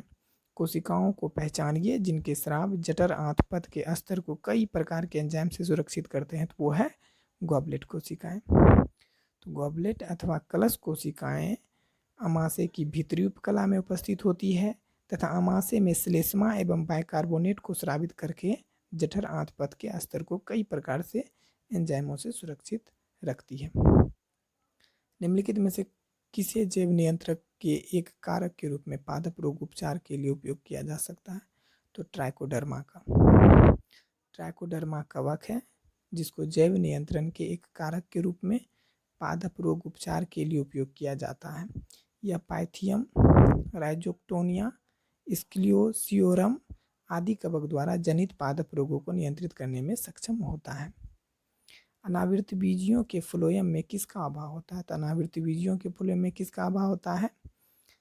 तो केवल चालनी नलिकाओं का या केवल सहचर कोशिकाओं का? तो दोनों का अभाव होता है। तो बोल सकते हैं अनावृत बीजी पादप में चालनी नलिकाओं एवं सहकोशिका दोनों के दोनों अनुपस्थित होते हैं। तो अनावृत बीजी में क्या क्या नहीं होता है? ना ही चालनी नलिका होता है और ना ही सहकोशिकाएं होती है, यानी सहचर कोशिका दोनों नहीं होती है। इन पादपों में सहकोशिका एवं एल्ब्यूमिनस कोशिकाएं घटक ही फ्लोएम का भाग होते हैं। इन पादपों में क्या, सहकोशिकाएं एवं एल्ब्यूमिनस कोशिका घटक ही फ्लोएम के भाग होते हैं। आवृतबीजी पादप में चल नलिकाएं, सहकोशिकाएं, फ्लोएम मृदुतक तथा फ्लोएम तंतु फ्लोएम समन्वयक के घटक होते हैं। अंडाणु केंद्रक से द्वितीय ध्रुवीय पिंड कब बाहर निकलते हैं? क्वेश्चन है कि अंडाणु केंद्रक से द्वितीय ध्रुवीय पिंड कब बाहर निकलते हैं? तो शुक्राणु के प्रवेश के बाद लेकिन निषेचन से पहले। शुक्राणु के प्रवेश के बाद लेकिन निषेचन के पहले निकलते हैं। यानी अंडाणु जो है केंद्रक से द्वितीय ध्रुवीय पिंड शुक्राणु के प्रवेश के बाद लेकिन निषेचन के पहले बाहर निकलते हैं। शुक्राणुओं का अंडाणु में प्रवेश द्वितीयक अंडक के अर्धसूत्री विभाजन जो कि रुका हुआ होता है कि पूर्ण होने को प्रेरित करता है। इस प्रक्रिया में मध्यावस्था प्रोत्साहित कारक यानी मेटाफेज टूट जाता है, जिससे पश्चावस्था प्रोत्साहित कॉम्प्लेक्स होती है। अगला क्वेश्चन है, किस अवस्था में दिए गए mRNA के पढ़ने के प्रधार में कोई परिवर्तन नहीं होगा? तो यहाँ कह रहा है 7वीं, 8वीं और 9वीं स्थिति में GGU के विलोपन से, यानी कि 7वीं, 8वीं और 9वीं स्थिति में GGU का अगर विलोपन हुआ तो उससे रीडिंग में कोई चेंज नहीं आएगा। इसका एक्सप्लेन देखते हैं। 7वीं, 8वीं, 9वीं स्थिति में GGU के विलोपन से mRNA के पढ़ने के प्रधान में कोई परिवर्तन नहीं आएगा, क्योंकि यह अपने आप में एक प्रकूट अथवा कोडोन है और एक कोडोन के हट जाने से अन्य कोडोन को पढ़ा जा सकता है।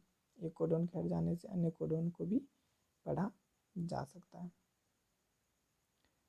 अब कोशिका विभाजन के संदर्भ में ओमनिस सेलुले सेलुला की कल्पना सबसे पहले किसने दी थी?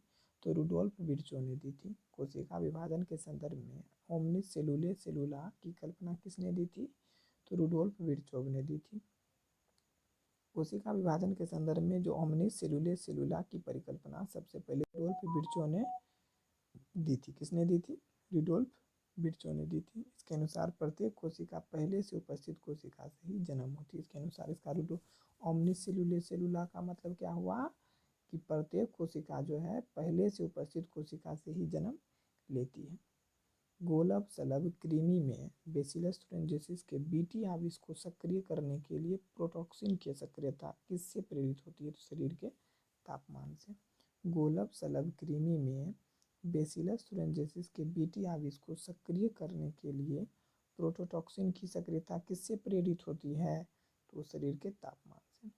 गोलब सलभ कृमि में बेसिलस तुरंजियसिस के बीटी आविश को सक्रिय करने के लिए प्रोटोटॉक्सिन की सक्रियता आंत की क्षारीय पीएच को प्रेरित करती है। बेसिलस तुरंजियसिस जीवाणु एक विशिष्ट प्रोटीन क्रिस्टल का निर्माण करती है जो निष्क्रिय प्राकाविश के रूप में रहते हैं। यह प्रोटीन कीटों द्वारा निगलने पर जब उनकी आंत में पहुंचता है तब आंत की क्षारीय पीएच के कारण सक्रिय विष बन जाता है, जिसके फलस्वरूप कीट मरने लगते हैं। हमें निम्नलिखित में से उस सही युग्म को चुनिए जो टाइफाइड ज्वर के कारक और टाइफाइड के पुष्टि परीक्षण को निरूपित करता है। तो टाइफाइड जो होता है साल्मोनेला टाइफी के कारण होता है और इसकी जांच के लिए विडाल परीक्षण, ठीक है, यहाँ पे डी होगा साल्मोनेला टाइफी और इसका टेस्ट जो होता है विडाल टेस्ट। टाइफाइड के ज्वर के कारक और इसके पुष्टिकरण को निरूपित करता है। यह साल्मोनेला टाइफी जीवाणु जनित रोग है। इसके संक्रमण के पश्चात इसकी पुष्टिकरण के लिए विडाल परीक्षण किया जाता है। यह परीक्षण प्रतिजन प्रतिरक्षीय अभिक्रिया पर आधारित होता है। अब वह अनुवांशिक विकार जिसमें एक व्यक्ति में मुख्यतः पौरुष विकास होता है, मादा लक्षण होते हैं और बांझ होता है, तो वह क्लाइनफेल्टर सिंड्रोम, यानी कि मेन रूप से तो पौरुष विकास होता है, पुरुष की तरह होता है, लेकिन उसमें मादा लक्षण होते हैं और वो बांझ होते हैं, तो उसको कौन सा सिंड्रोम बोलेंगे? Klinefelter syndrome. तो क्लाइनफेल्टर सिंड्रोम वह अनुवांशिक विकार है जिसमें व्यक्ति में मुख्यतः तथा पौरुष विकास होता है, मादा लक्षण होते हैं और बांझ होता है। इसकी जीनी संरचना 44 + XXY अर्थात कुल 47 हो जाती है, यानी एक एक्स एक्स्ट्रा हो जाता है, तो इसलिए 47 गुणसूत्र हो जाती है। अगला क्वेश्चन है कि पॉलीब्लेड पुनश्चक्रित रूपांतरित प्लास्टिक का महीन पाउडर है जो निम्नलिखित में से किसके लिए एक सुयोग पदार्थ के रूप में पुष्टिकृत हुई है, तो वो है सड़क बनाने के लिए। पॉलीब्लेंड पुनश्चक्रित रूपांतरित प्लास्टिक का महीन पाउडर है जो सड़कों के निर्माण में एक सुयोग पदार्थ के रूप में उपयोगी सिद्ध हुआ है। अन्य विकल्प के लिए यह पदार्थ उपयुक्त नहीं है। अगला क्वेश्चन, निम्न में से कौन सी विधि नाभिकीय अपशिष्ट के निपटान के लिए सबसे अधिक उपयुक्त है? क्वेश्चन, निम्न में से कौन सी विधि नाभिकीय अपशिष्ट के निपटान के लिए सबसे बेस्ट मेथड है? तो अपशिष्ट को पृथ्वी की सतह के नीचे गहरी चट्टान में दबा देना। तो नाभिकीय अपशिष्ट के निपटान के लिए सबसे अधिक उपयुक्त विधि में इन अपशिष्ट को उपयुक्त रूप से आच्छादित पात्र में रखकर पृथ्वी की सतह के नीचे गहरी चट्टान में दबा देना चाहिए। अन्य दी गई विधियों से नाभिकीय अपशिष्टों के विकिरण वातावरण में फैलकर जीवों को हानि पहुंचाएंगे। निम्न हार्मोनों को उनके रोग के साथ मिलाइए। तो इंसुलिन के कमी से कौन सा रोग होता है? तो डायबिटीज मेलिटस। ठीक है, तो यहाँ पे दिया गया है इंसुलिन की कमी से डायबिटीज मेलिटस। थायरोक्सिन के कारण गलगंड होता है। और कॉर्टिकॉइड जो है एडिशन रोग इसके कारण होता है। और वृद्धि हार्मोन एक्रोमेगली से संबंधित है। इंसुलिन डायबिटीज मेलिटस से संबंधित है। थायरोक्सिन गलगंड से संबंधित है जिसको हम लोग घेंगा रोग बोलते हैं। कॉर्टिकॉइड एडिशन रोग से संबंधित है। वृद्धि हार्मोन एक्रोमेगली से संबंधित है।